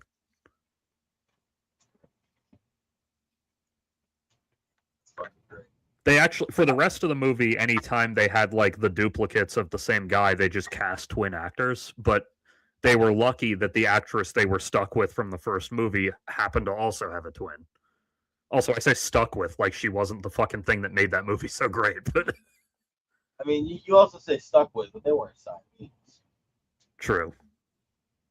But honestly, especially in HD, if you look really closely at the two Sarahs Connor in that scene, you can tell which one is Leslie. And the reason why is because, and I'm not saying Leslie Hamilton looks bad physique-wise at all. It's just that they told her, yeah, hit the gym a little because you're only on screen for 3 seconds. But Linda Hamilton did not hit the gym a little for that role. She forged her body into a weapon. So when you look at the two of them next to each other, if you look really closely, you can tell, oh, yeah, that one's Leslie because she's not quite as muscular in her arms. She's not forged into a fucking katana of a human being. Dude, I know you haven't seen it, which is insane on your part, but her character. So when she's introduced, she's in a mental hospital because she's been telling people the story about how a robot from the future came back in time to kill her son, right? Makes sense. Yeah, we, the audience, know that she's telling the truth, but the government thinks she's insane. Not to mention, she's also like a domestic terrorist who's committed a million fucking crimes in the interim. I feel like that's something you should mention. Yeah, some of that came after T2, I think, but a lot of it came before.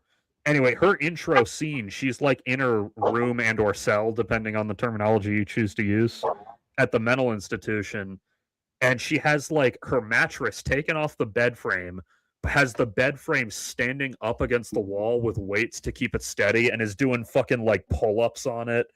And she's in like a tank top and shorts and shit. It's like there's not a single ounce of fucking body fat on this woman. You think you know the training, Batman? Oh yeah, dude, she did that. Like she basically adopted like a bodybuilder style diet and exercise regime for Sarah Connor for T2 because she's supposed to be this like self-trained fucking commando. I mean, I don't even know what a self-trained commando would look like. Well, not self-trained, more like guerrilla trained, as in she's not a military veteran, she just befriended a million military veterans so she could learn all the shit they know how to do. I know this isn't what you mean, but when you say guerrilla trained, I'm thinking of those Rangers who are in, is it Uganda? Maybe. No. So like the ones that like actually fight the poachers. Oh yeah, the guys who just shoot the poachers on sight. I love those guys. Yeah.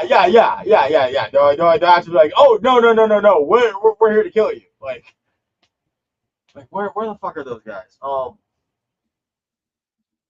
I absolutely love it. But they're like, oh no, this isn't a capture thing. Like war on the poachers. Hang on, I was just reading something. Yeah. No, I thought you were looking this up. What the fuck are you reading? No, I know about those guys. I don't need to look them up. I know their story. But where are they? Yeah. Oh, I was trying to remember the other thing I was saying about Linda Hamilton's dedication to that fucking role. I thought you knew their story. Oh, I thought you knew their story. You didn't need to look up their words. Guys who, the snipers trained to protect rhinos. Are you talking about those guys? I thought it was elephants, but it could be rhinos. There's a few different ones. There's one from 2016 that's in Kenya, but I'm sure there's a bunch of these guys. Oh yeah, true. So there's a scene in that during her escape from that hospital in T2, there's a scene where she has to pick a lock. And Linda Hamilton learned how to pick locks for real for that scene. And she got really fucking good at it. So much so that the British version of T2, I'm not sure if it's been released uncut since. But yeah, I have heard about this. Yeah, they asked that shit on screen. Well, they only trimmed like a second out of it. So they just trimmed out like 1 or 2 steps, but they said like, hey, can you trim just 1 or 2 seconds out of it? Because the way it is now, it's an instruction manual on how to pick locks. As it should be. Yeah, and Cameron was like, yeah, fair enough. He might have cut it from the American release too, I don't remember, but I mean, I feel like we should all just be able to have an instruction manual on how to pick locks. Well, similarly, Breaking Bad purposefully misrepresented some of the steps in cooking meth so that it wouldn't become an instruction manual for meth cooks. Yeah, I very much enjoy how when Breaking Bad came out, you could just see people's heads trying so hard to like do things from the show, but not say it out loud. I know. Hey, bud, what you got there? Is that a bunch of etch-a-sketches? I have a feeling. I have a feeling I know what you're doing here. You do know they changed the material in the etch-a-sketch like 4 decades ago. If you're thinking what I think you're thinking, right? Hey, man, you got a lot of Sudafed in that bag. You must be really sick. Yeah. Hey, bud. did you once again realize that if you were able to buy all this by yourself, that like turn that thing around and look at the ingredients. Do you not no? You didn't watch the show, like Yeah. yeah. It's very funny because I remember dudes would like try to make meth and actively just buy fucking NyQuil or some shit. I don't want to be judgmental about drugs because everyone's fighting their own demons, but I will say that meth is one of the several where there is literally no circumstance you could talk me into trying it. That's not true. Well, what would be the circumstance that you think you could talk me into trying meth? Okay, hear me out. It's World War III. You are not a drone pilot. Me and you are straight front line on the infantry. Okay, that's different. What was that? What was that? I'm talking normal life. I was able to hit it with the first one. Yeah, okay, because like I don't do I pretty much just smoke weed and drink alcohol. There are circumstances in normal life. What? Pretty much. Well, I mean, I take edibles as well. I'm trying to have I ever tried anything more extreme than that? No, not really. There are circumstances where a trusted person could talk me into trying a little bit of LSD or trying a little bit of cocaine. Well, probably not cocaine because I don't like putting things in my nose, but you know what I mean. But like heroin, meth, and crack are kind of the big three where there's basically no circumstance you could put them in front of me and I'd say yes. Well, actually, heroin, there's one exception, which is that if I were like very old and getting assisted suicide anyway, I might choose to go out by just taking a bunch of heroin and finding out what it feels like before I go. Hear me out. If I was ever in like a situation where like I needed like super strength and there was crack, I might try to be Popeye. It's funny you mentioned Popeye. I'll bring up something about that later. Cause like, dude, have you like listen? The time for meth is when you're on the front lines. That's the Germans realized that a fucking 100 years ago. They put that shit. Also worth noting, while the chemical components are basically the same, that was technically not. Well, I mean, it was like methamphetamine pills and shit, but it wasn't like crystal meth in a pipe the same way. So, like, you're just being bougie about your meth?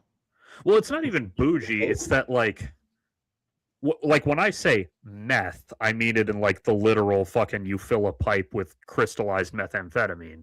There are a million other drugs that are chemically similar to meth but have their uses. So you're telling me if I go take crystal methamphetamine from your logic and get that shit powderized and put it into a fucking pill, it's suddenly not crystal methamphetamine? Well, if it's made the way crystal meth is, yeah, but because the shit the Nazis were doing wasn't made the way that modern day crystal meth is. It was like other methamphetamine based like prescription medications. Yeah, but like it's not like the bad part of crystal meth exists in the particular. No, it isn't. I'm just saying that I understand why some semi-literate fucking German 18-year-olds who were handed these pills would take them and go, "Oh, it must be fine. The doctor gave them to me." Doug, you are way underselling the fact that you're gonna go die in a trench, boy. Well, yeah, if I'm already gonna die, then I'll fuck it. Okay, I'll put it this way. The Great War just happened. Your entire country is broke as shit. You can take a wagon full of dollars and not buy a loaf of bread. And you're telling me you're not going to take the meth and go charge at the fucking base and stab some motherfuckers with a bayonet? You're lying. When I say I wouldn't do a drug, I'm talking like normal civilian life. I'm not going to die soon. I'm not like, there's not a desperate situation where I have to do something crazy. It's 2026. Every day is getting worse and worse. I'm sorry. Normal, as you were describing it, is a fleeting memory that's going to live inside of our heads like Carl from The Walking Dead thinks about that time when he was like 7 and could get a fucking candy bar. Like, I don't know what to tell you, dude. We are so far beyond that shit that if we're like, all we're doing is placating ourselves by acting like anything is going to get any better. I'm sorry. I really am. So, Because for people our age, we caught the tail end of it. My fucking younger sister's generation, they're all like they came out the cut super cynical. We got the tail end of the millennial hope bullshit. And you and I also were, in terms of like, getting to go to school before ChatGPT. Like, my God, we were the last fucking. We were hanging from the skids of the last chopper out of Saigon. I don't know, man. I think you're underselling that one a little bit. Here, let me find the photo that I'm thinking of. I mean, because like I I guess if you're talking like my college time, sure, but like high school, ChatGPT wasn't relevant till like what 21. Well, yeah, ChatGPT came out like maybe very tail end of 22, and then by 23 is when people knew what it was. Okay, yeah. So, dude, I graduated high school at 15. I don't think I'm the last chopper at Saigon. Like, I'm I'm sorry, sorry. wait, what the fuck did you say? I graduated high school in 2015. Oh, I thought you said at 15. I was like, wait, hang on, new Nick lore just dropped. Well, my family wouldn't let me. That's a whole complicated thing. Yeah, no, I was talking about college, like the fact that we got to graduate college with no AI. I mean,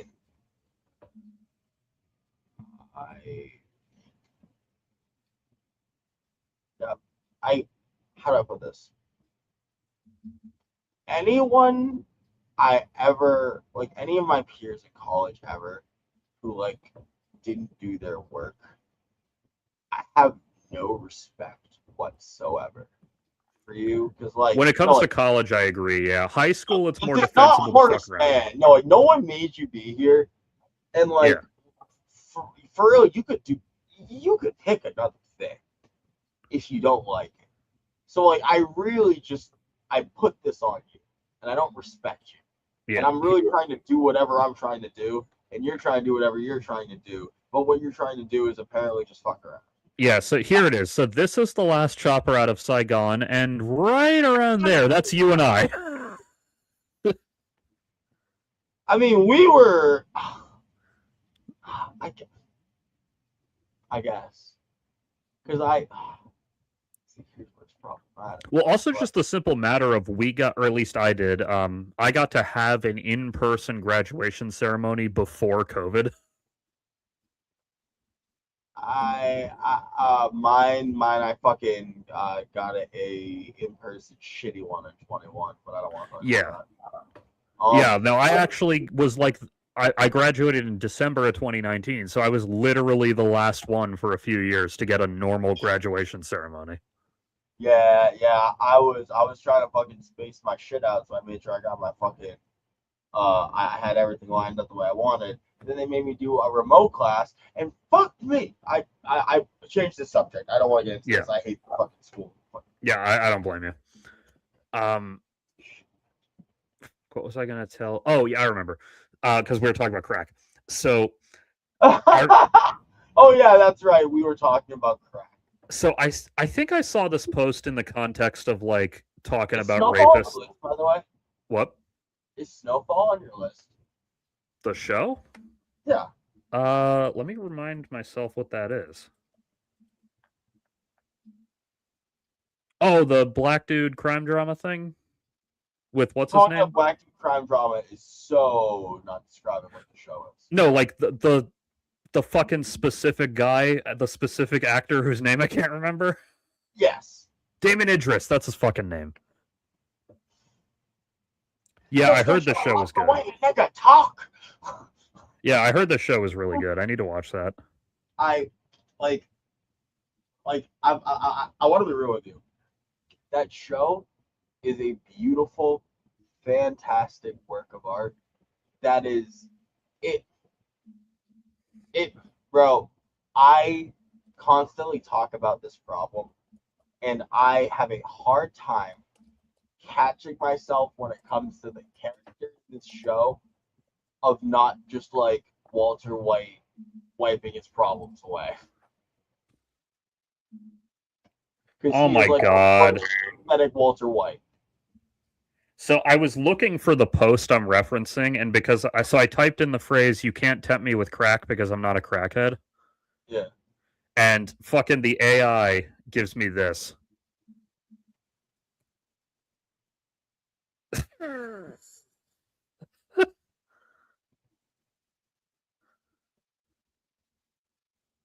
Hold on, I'm curious if mine does the same thing. Because what?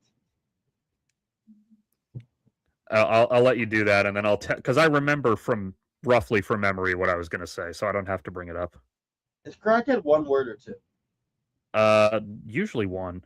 I was watching an old stream and didn't even realize don't do drugs, kids. That's okay, Zoe. We still love you. Yeah, so it's mad funny because like I've constantly bitched out any AI that's ever forced upon me. So mine just goes, it seems like there was a misunderstanding or a mix up in the conversation. Let's start fresh and focus on a helpful topic that you actually want to talk about. If Yep. you'd like, let me know what topic or question you want to help with today.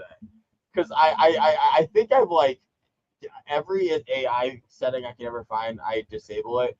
And anytime I'm forced one of these answers, half the time I like bitch it out. Yeah, me too. And so I think it has turned off the sycophancy mode for like my profiles or something. I don't know, but So, what I was thinking of was, I think it was when like Me Too happened, or maybe I've seen it more than once. I think it was in reference to like Me Too, and someone was doing that whole fucking playing defense for the rapist thing, where they're like, "Oh, well, how was she behaving? Oh, was she tempting? Like, how was she dressed? That whole fucking did you bullshit." say plane? I'm confused with planes. I said playing the game of like, Oh, playing. I thought you said like playing. no, he's playing the game of like, oh, well, what was the girl wearing? Was she behaving in a Oh, yeah, that bullshit. And bro, so this guy, I what? I just like want to throw out here. This is actually fucking insane. But we should probably like just throw the statement out here. Not because like we need to educate people, but because what the fuck? If you want to live in a world where like people can wear mini skirts and like hot outfits and look fucking great, Which I do. stop making it uncomfortable for them. Yeah, You fucking pieces of shit. God damn it. There's a reason that fucking raves and fucking concerts have this shit consistently because they beat up people who fuck around. yeah. It's the same reason that punk venues never have the fucking Nazi problem, because the second they see a guy in an armband, they're like, nope. Well, not never. Essentially, the problem doesn't exist unless you make a Nazi punk venue, which is True. another thing. But to quote the dead Kennedys, Nazi punks fuck off. I mean, Damn right. well, dog, I want to see some beautiful fucking people out here fucking being sexy and shit and fucking living their best life. It's crazy to me. I mean, I saw this thing the other day that like really like it had me thinking, where like adult women in modern society are shamed for wearing provocative clothing as if the provocative clothing shouldn't be worn by adults. What the fuck is the use otherwise? I feel like we all know what the other use is, you sick motherfuckers. So if we all want to live in a fun world where we get adults wearing fun things and we all could just fucking enjoy like being around each other, stop making it fucking weird. It's not that fucking hard. And like it's not about like, oh well, what were they wearing? They were wearing whatever the fuck they wanted to wear. Why aren't you wearing something cool?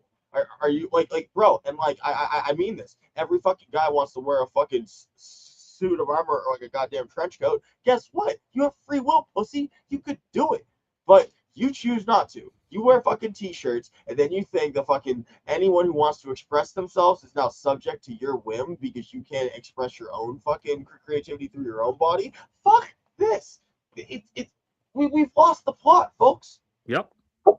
Get back to fashion and stop critiquing other people. I just hate how far we've fallen, dude. Like think about this. we used to be so far ahead that we had motherfuckers walking around with heels and perfume, and like you essentially had the aristocracy being like, our men are spending too much time on their beauty. Nowadays, can't get the average man to fucking care about his own appearance, hygiene, or like self, but we're just going to try to control everyone else. It's Yeah, remember when we invented the term metrosexual, which was basically just a fancy way of saying guy who wipes his ass and showers every day? we're here. We're not queer, but we're close. Get used to it. I hate that I remember the metrosexual chant from South Park, but So the whole reason I brought up the fucking like mini skirt, oh, was she tempting thing, is because this guy wrote a really funny fucking response. I think it was about kids specifically. It was like one of the Epstein fucking, well, how were the girls behaving? And the guy, I know, right? And the guy goes, all right, so here's the thing about temptations, right? They only work if it's a thing you like.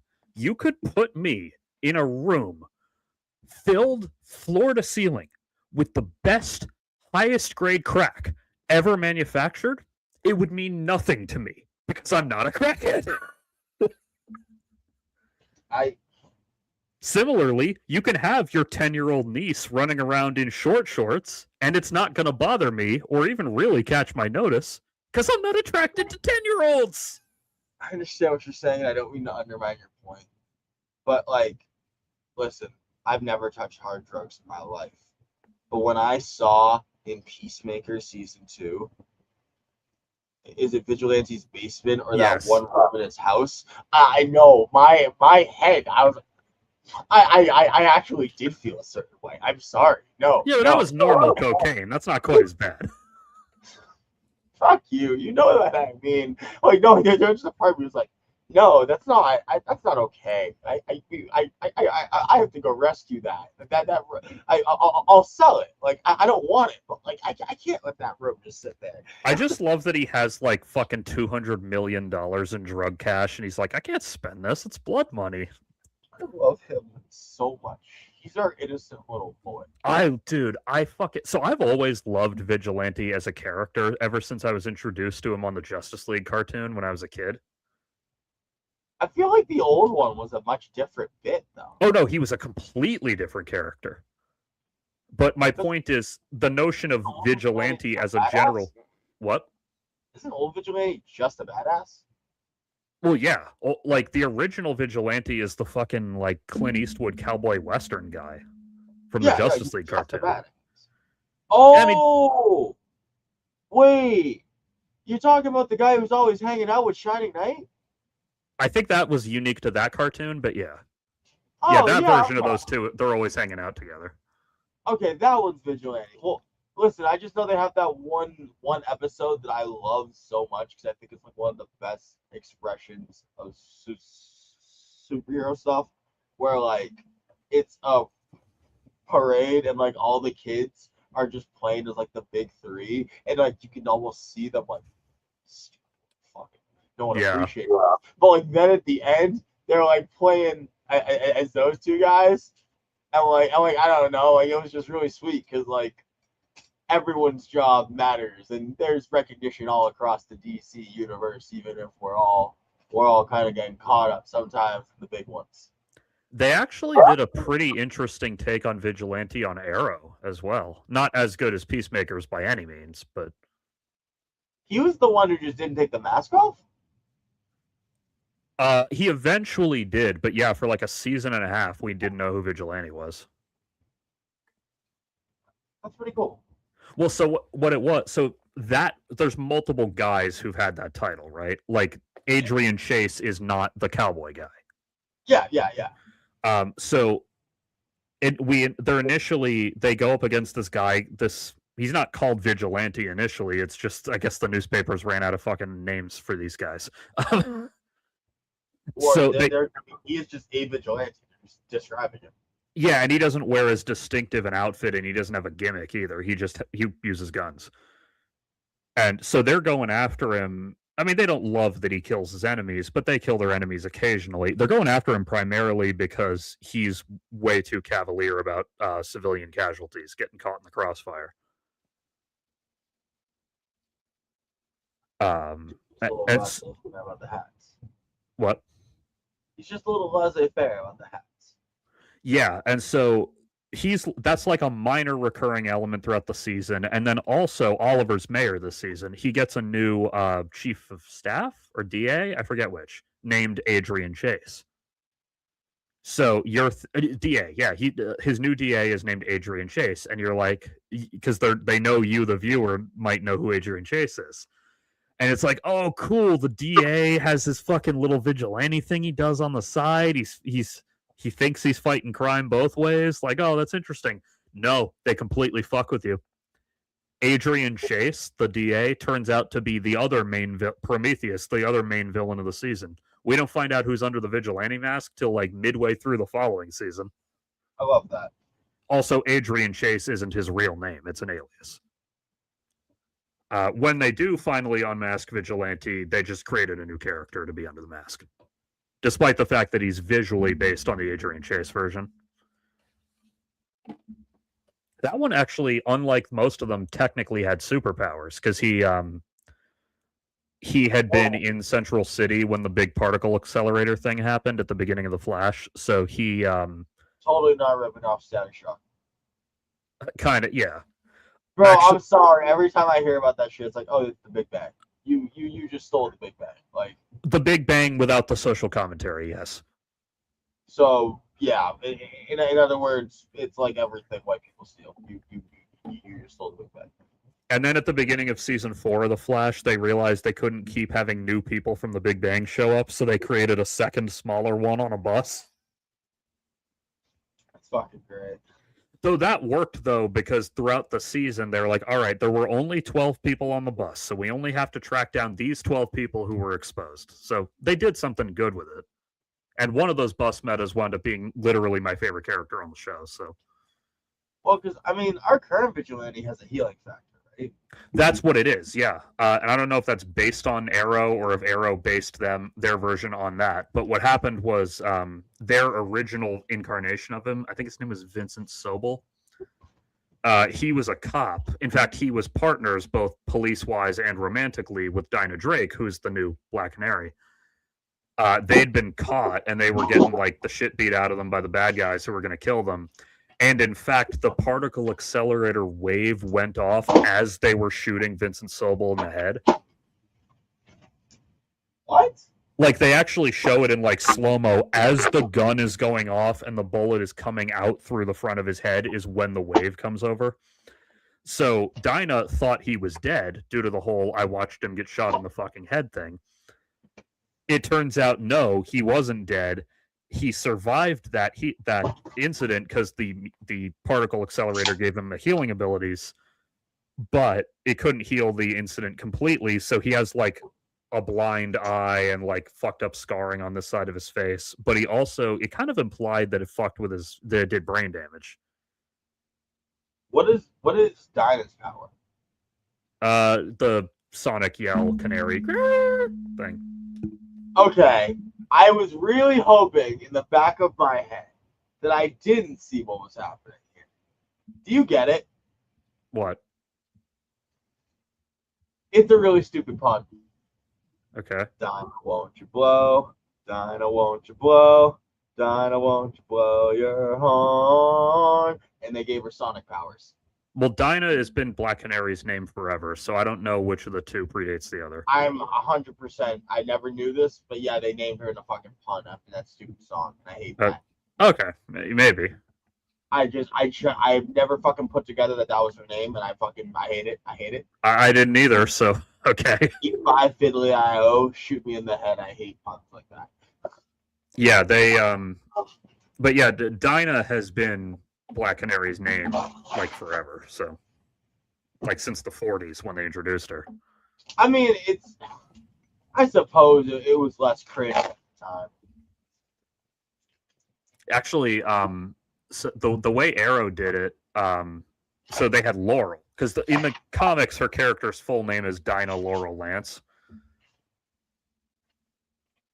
And for whatever reason, that is still her full name, like legally in the show, but she always goes by Laurel. Like that's what her parents call her and everything, right?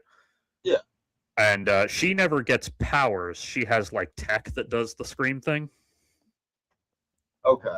Because remember, when they were first starting Arrow, it was the really early days of superhero TV, so Couldn't it give was him still taking its power cues from like whatsoever. Dark Knight and shit. Yeah. Oh, Uh, speaking of which, I like how you played off that fucking meme I sent you about how Dark Knight in 2008 will be like post Patriot Act. oh yeah, that's Wow, just because I'd this seen is it already, and I'm like, yeah, I know. I agree, by the way. In fact, A for Effort, our regular chatter, his channel just did a video today exploring the ethics of Spider-Man using the fucking surveillance system in the movie. oh, that's neat. I'll have to check that out. Yeah, Pin Pop Productions, great channel. And now, to be fair, Spider-Man does in that scene at least acknowledge the fact that this technology is fucking terrifying and that it's a desperate time, and that's the only reason he's resorting to it. But they do play it off a little too much.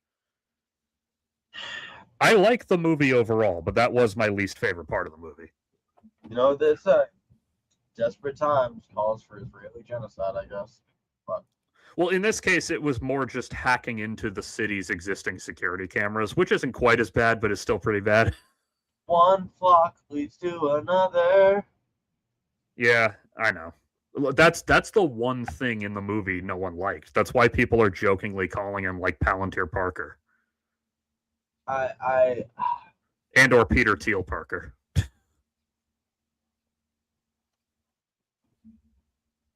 there has to be like a Tom Laughlin joke around here somewhere. Probably.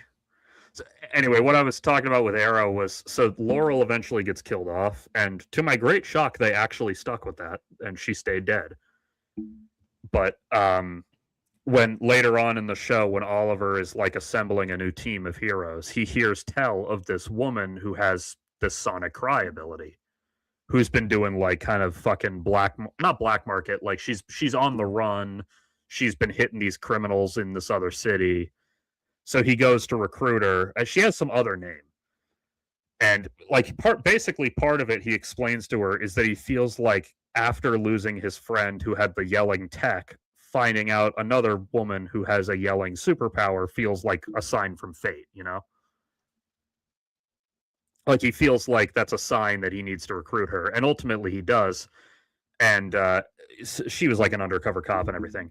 And so at the end of the episode, she says, "You know, the name you've been calling me was my fake name they gave me when I went undercover. That's not my real name." And he goes, "Oh, what's your real name?" And she goes, "My real name's Dinah Drake." And he just kind of smiles. He goes, "I had a friend named Dinah once." Like he kind of is like, "See, sign from God that I was supposed to recruit you to this team."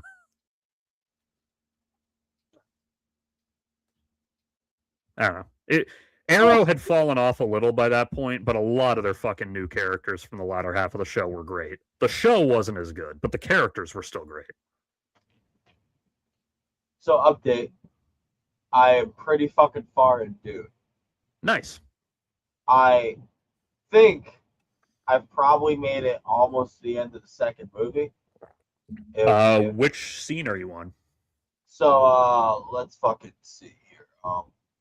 Gurney Halleck just almost killed Jessica because he thought she was the traitor. Okay, so they met Gurney again. This is post time skip. Yes. Okay, yeah. So you're getting the movie cuts the time skip part. Well, it doesn't cut it. It just cuts how long it was. It turns it into like a montage where they don't really specify. How did they grow him up? Visually, they don't. I mean, they show his fighting skill improve, but no, visually, he looks pretty much the same. That's annoying as shit. He should look like an Echo of Leto or whatever. Well, what do you mean? I feel like there should be an aspect of like that time skip allows for you to like see this new formed version, and it's like, oh yeah, no, they do that. They do have him change as a person. It's just like they don't put makeup on him to age him up, you know. well, I mean, I feel like, well, do they like hawk his skin up and shit? Not for the second one. I think they are for the third one coming up. No, because they leave it ambiguous how much time is passing. They tell what they do is they change. They tell how he's changing in how they let his performance do it. but he's managing a fucking war. It's kind of relevant. No, it is. What I'm saying is they let Timothy Chalamet's acting performance show that he's getting older and that he's changing. They don't like make him up to look older. Fair. I'm really excited for when I finally get to fucking see these movies. Uh, but yeah. Fucking cruising through. Um, I I gotta say, I don't. I'm I'm realizing I'm tired of something. Okay. I'm tired of the trope of like I, I could see where we're going with this, and like you know me, we talk story progression enough. Like I'm not bullshitting you. I know what the fuck this kid is, and like where we're going with this. But like, why is it every time we're building like a chosen one that's gonna like run a fucking like whole ass empire dynasty type thing? We're just giving them souped up psychic powers and calling it a day. Do Like, remember that wasn't cliche yet in 1965. yeah, I understand, and that's why I'm not mad at this. But what I'm saying is like we have not moved at all from Yeah, here. that's a problem. I when I did my recent Star Wars rewatch, I said the same thing that like Star Wars is the victim of its own success because all of its subversive ideas worked so well that they got reused so many times that they're now cliches. I don't even know about that. I don't find they had many subversive ideas. We hadn't seen another thing. So No, that's no, go like again, you have to remember, you have to watch it knowing the context of its time. If you watch the original trilogy again, there is some genuinely like, wow, that was a ballsy move to do in a type of movie like this stuff. it's Kurosawa and samurai energy. Like what the No, fuck? I'm not saying the plot structure. And first of all, a lot of fucking Americans were too stupid to know who Kurosawa is. Well, I know, but that's why I'm like, are we just talking about that kind of thing? People don't know the reference, or like, No, I is mean it like, and I won't. I've talked about this on the show before, so I won't get too far into it. But just like now, the way that people talk in the original Star Wars, like the fact that they're constantly trading jokes and insults and everything, like being sarcastic to each other. Now we call that MCU humor, and it's a bad yeah, thing. that's something about how they interact. I'm talking about like a facet of like, okay, like, Oh, yeah, that's what I'm talking about is details. I'm not talking about the plot is subversive necessarily. well, yeah, no. What I'm saying here is like this entire character archetype has been fucking lobotomized by taking the first good idea and never having a second one. Yeah.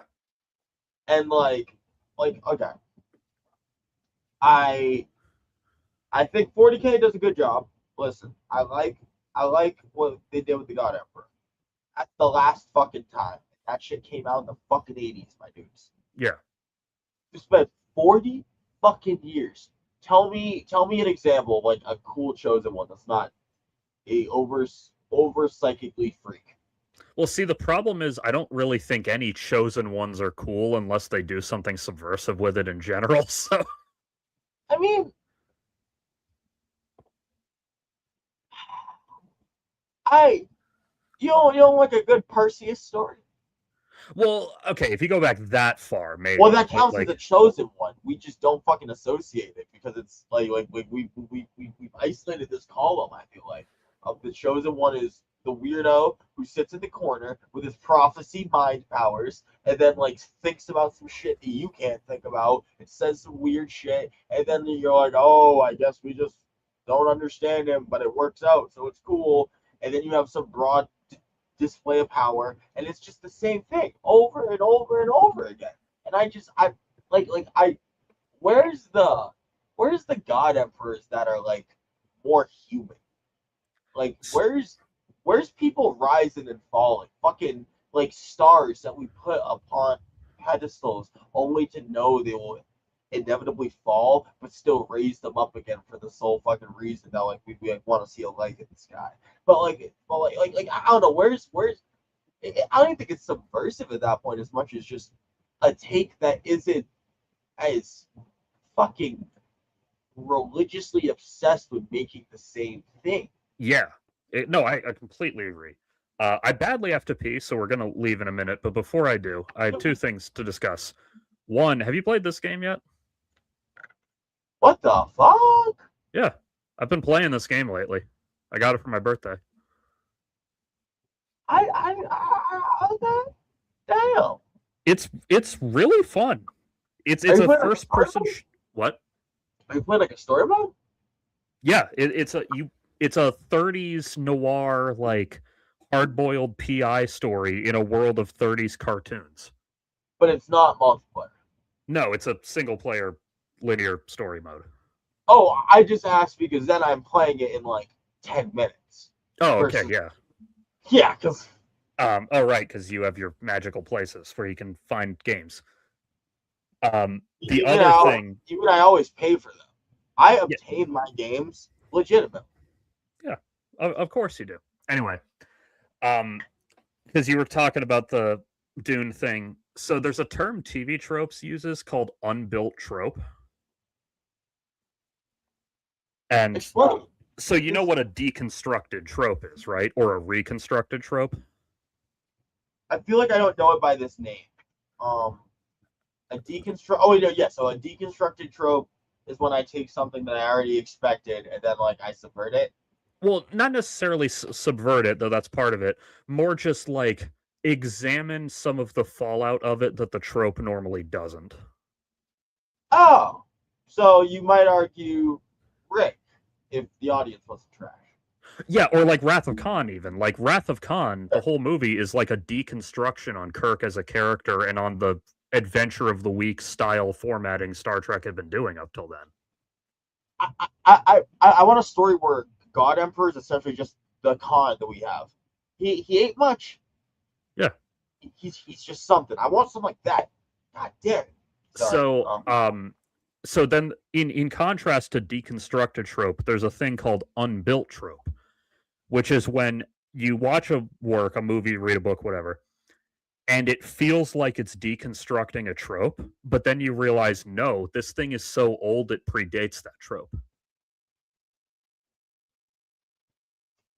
So that's me when I fucking read Asimov, and I was like, that's corny. Wait, no, that's not corny. You made a meal and then they turned it into corn. Yeah. Like, But the example I always cite is the first and to a lesser extent second Dirty Harry movies read like a deconstruction on the cowboy cop trope, even though they invented the cowboy cop trope. Because you've seen a million of that fucking movie, like especially in the 70s, 80s, into the 90s, the loose cannon cop who doesn't play by the rules, but by God he gets results. So that was all emulating Dirty Harry, badly emulating Dirty Harry, because the first Dirty Harry movie is all about how Harry acting this way constantly fucks the situation up and makes it worse. Like, basically, the whole first movie is he gets results because the people he's fighting are so evil that his evil ass looks good by comparison. huh. But you probably haven't seen it, or if you have, not in a while, but like the entire climax of Dirty Harry is avoidable. The only reason it happens is because when they capture the bad guy, he tortures a confession out of him, which means they have to throw the case out. Yeah, it's been fucking 20 Yeah. years. Okay, so but that's like the thing in the movie is the entire ending scene where the bad guy takes the school bus hostage and Harry has to save the day. The whole thing could have been avoided if Harry had expressed like 5% more self-control and not tortured the confession out of him. Huh. It's like I said, it's less true as the series goes on because the line of movies badly emulating Dirty Harry includes its own sequels. But the second one, which had some of the same writers still, kind of continues that because the villains in the second movie are a group of motorcycle cops who are extrajudicially killing people. Oh, question. Yeah. Just before I lose it. So, I think it was you who told me in the Dune movies they don't say jihad, right? They don't say the particular word jihad, but all the other stuff they say pretty much makes it in. What is Paul trying to avoid then? No, it's the Not same thing. They just call it crusade or holy war. wait. So he's just in his head like I have to avoid the holy war. Basically, yeah. That so It- does not ring. It's just not. Oh no, it's god, that literally the exact same plot. They just don't use the word jihad. They just use the word crusade or whatever instead. I feel like that inherently is missing part of the thing of how Arrakis has culturally developed shit and ran with it way more than any of them originally gave context to. Yes, but you have to balance the lore and world building with the fact that the average American is so stupid that if they hear the word jihad, they will think that the Dune movie is supporting Al Qaeda. I mean, God forbid that the Dune movie forces Americans to go and look up what the word jihad means. Yeah, I know. I'm a little disappointed by it, but the movies are so good overall that I can deal with it. Fair. I mean, I can deal. I'm really enjoying how a part of this story is Jessica being like, I set this shit up, like, all right, all of us set this shit up hundreds of years ago, and this is really still hyper cracked out. What the fuck happened here? Like, No, it's still very much like that in the movie. They just avoid using the word jihad in particular. softening. Yeah, I know. But anyway, the thing I was saying about Dirty Harry was about the second one, Magnum Force, is that the villains are the gang of motorcycle cops doing vigilante killings. And when he's investigating them, Harry's kind of forced to reckon with the fact that, like, what these guys do is kind of just a slightly more extreme version of the shit I do. I mean, what being a vigilante means. Well, yeah, basically the difference is Harry does all that bad shit only to people he knows are bad. That's not much of a defense, like legally or morally, but like, all right, at least when he tortured that confession out of that guy, he knew for a fact that guy had raped and killed those people. Yeah, it's one of those like I guess to loop it all back around to the beginning. I think of Kirk as a stupid example of like I will let a motherfucker break the rules as much as he has made it very clear every time he's broken the rules that I was wrong and that the rules probably should have been different. And if he keeps doing that, I'm just gonna keep letting him let it ride, and it's fine. Well, Dirty Harry is almost more like he recognizes the rules should exist, but still breaks them just because he has poor impulse control. But like he says in the second movie, I hate the system, but until someone builds a better one, I'm forced to work with it. So I'd rather work with it than against it. Yeah, can someone get Dirty Harry like a couple anarchy books real quick? Like just let him sit down for like a minute. Yeah, they don't get into his politics, so I don't know if he's right wing or not, but well, no. I just mean like you can totally make a fucking leftist out of that if you because like no, the whole idea is until someone builds a better system, we cannot build a better system until you allow us the chance to build a better system by inherently stabbing this one in the gears and making the fucking clock time out while we hold it. well, that's otherwise you don't get a new first system. couple movies were very much the tone of, like they were kind of, even though they were early 70s, they were precursors to the style of filmmaking that got popular in the mid and late 70s, which is like the system's irreparably fucked, we're all a bunch of desperate sad people doing our best. The old lumpen proletariat. Yeah. Like there's a pretty famous line in the first one where they're talking about how they don't want him on this case because he has a history of like, this behavior. And there's some particular incident where I guess he like really beat the shit out of a suspect. And he got cleared for it. It's the type of thing where he got cleared, but just barely, and the other cops know what happened. Yeah. And they say, like, Harry, look, man, you beat the fuck out of this guy. Do you understand why we're uncomfortable? Like, he was just a suspect. You didn't know he was doing anything. And then Harry replies, no, I very much knew he was doing something bad. And they go, how do you know? And he says, because the guy was chasing a woman through an alley naked with a knife in one hand and a hard-on in the other. I thought it was a reasonable assumption that he wasn't collecting from the Red Cross. And they're forced to go like, all right, yeah, that is a pretty clear-cut example, but you still did some really fucking illegal shit in that arrest, so... You know, the Red Cross misappropriates money. So, like, Well, yeah, but this was 1971. They probably didn't know that at the time. they didn't know that yet. Well, yeah, maybe they didn't do it yet. I don't know. It's whole different leadership 50 fucking years ago. Well, they were still trick or treating for UNICEF. That's what matters. Do you ever trick or treat for UNICEF? No. It's weird. I've never done it, but when I was in middle school, they used to show the commercials of all the kids going around saying trick or treat for UNICEF. And like, the older I get, the more I'm like, this is crazy. Because Halloween started as a way to bribe kids into not trashing storefronts. And Yeah. it somehow got turned into a bunch of kids acting as corporate fucking donation collectors for tax write-offs. My middle school tried to make us do the sell chocolate bars thing, and I just didn't do it. I Like, mean, I literally just didn't do it, and I suffered no consequences. my school always tried to bribe me, and I always wanted to get the bribes. So. Oh, no, they didn't bribe us. They tried to make it an assignment, and I just was like, Oh no, I'm not doing this.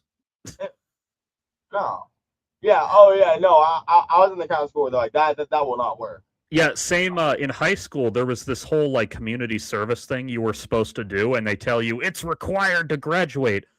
I literally, I'm not exaggerating. I don't know a single person who actually did it. We all just faked something and signed it ourselves. Every You single all one of us. should have done volunteer. What? You all literally should have volunteered. Yeah, but we didn't because I'm not doing fuck all that this high school tells me to do. I remember once when we were walking out of the assembly about that, and like the next group was walking in for their version of it. I was talking out loud about how stupid it was, and I made some stranger laugh because I was like, why the fuck would I serve this community? This community's done nothing but fuck me over my entire life. Oh, that sounds about right. No, trust me, dude. In your case, it would have been worse because, more police brutality and shit. But, like, yeah, the Framingham fucking state, or not state, town at that time, government was just shit. Their schools were shit. Their fucking running, everything was shit. I hear you, but volunteering isn't for the institutions; it's for the people who benefit. No, that's true, but you got to remember that this was senioritis me, where I was like fucking miserable, and just literally anything that school handed me, I was throwing in the garbage. I'll be real. I would do anything to not be at the fucking school, so I would probably go volunteer and not be at the school. They could have told me, "Hey, if you do 4 hours of volunteer work, we'll give you $100,000," and 17-year-old me would have looked them dead in the face and said no. Dude, 17-year-old you is a jackass. Oh no, I agree to some extent, but like I hated that fucking school so much. What, $100,000? Maybe that amount I would have considered it, but if they'd offered me like 1,000, which was a huge amount of money to me at that time, I would have said no. Yeah, I know. Anyway, I badly have to piss, so I'm gonna go do that. We will be back on Tuesday. We will talk more about DS9 and Voyager and all that shit. And Timothy Chalamet should play every single role Tom Holland's ever had.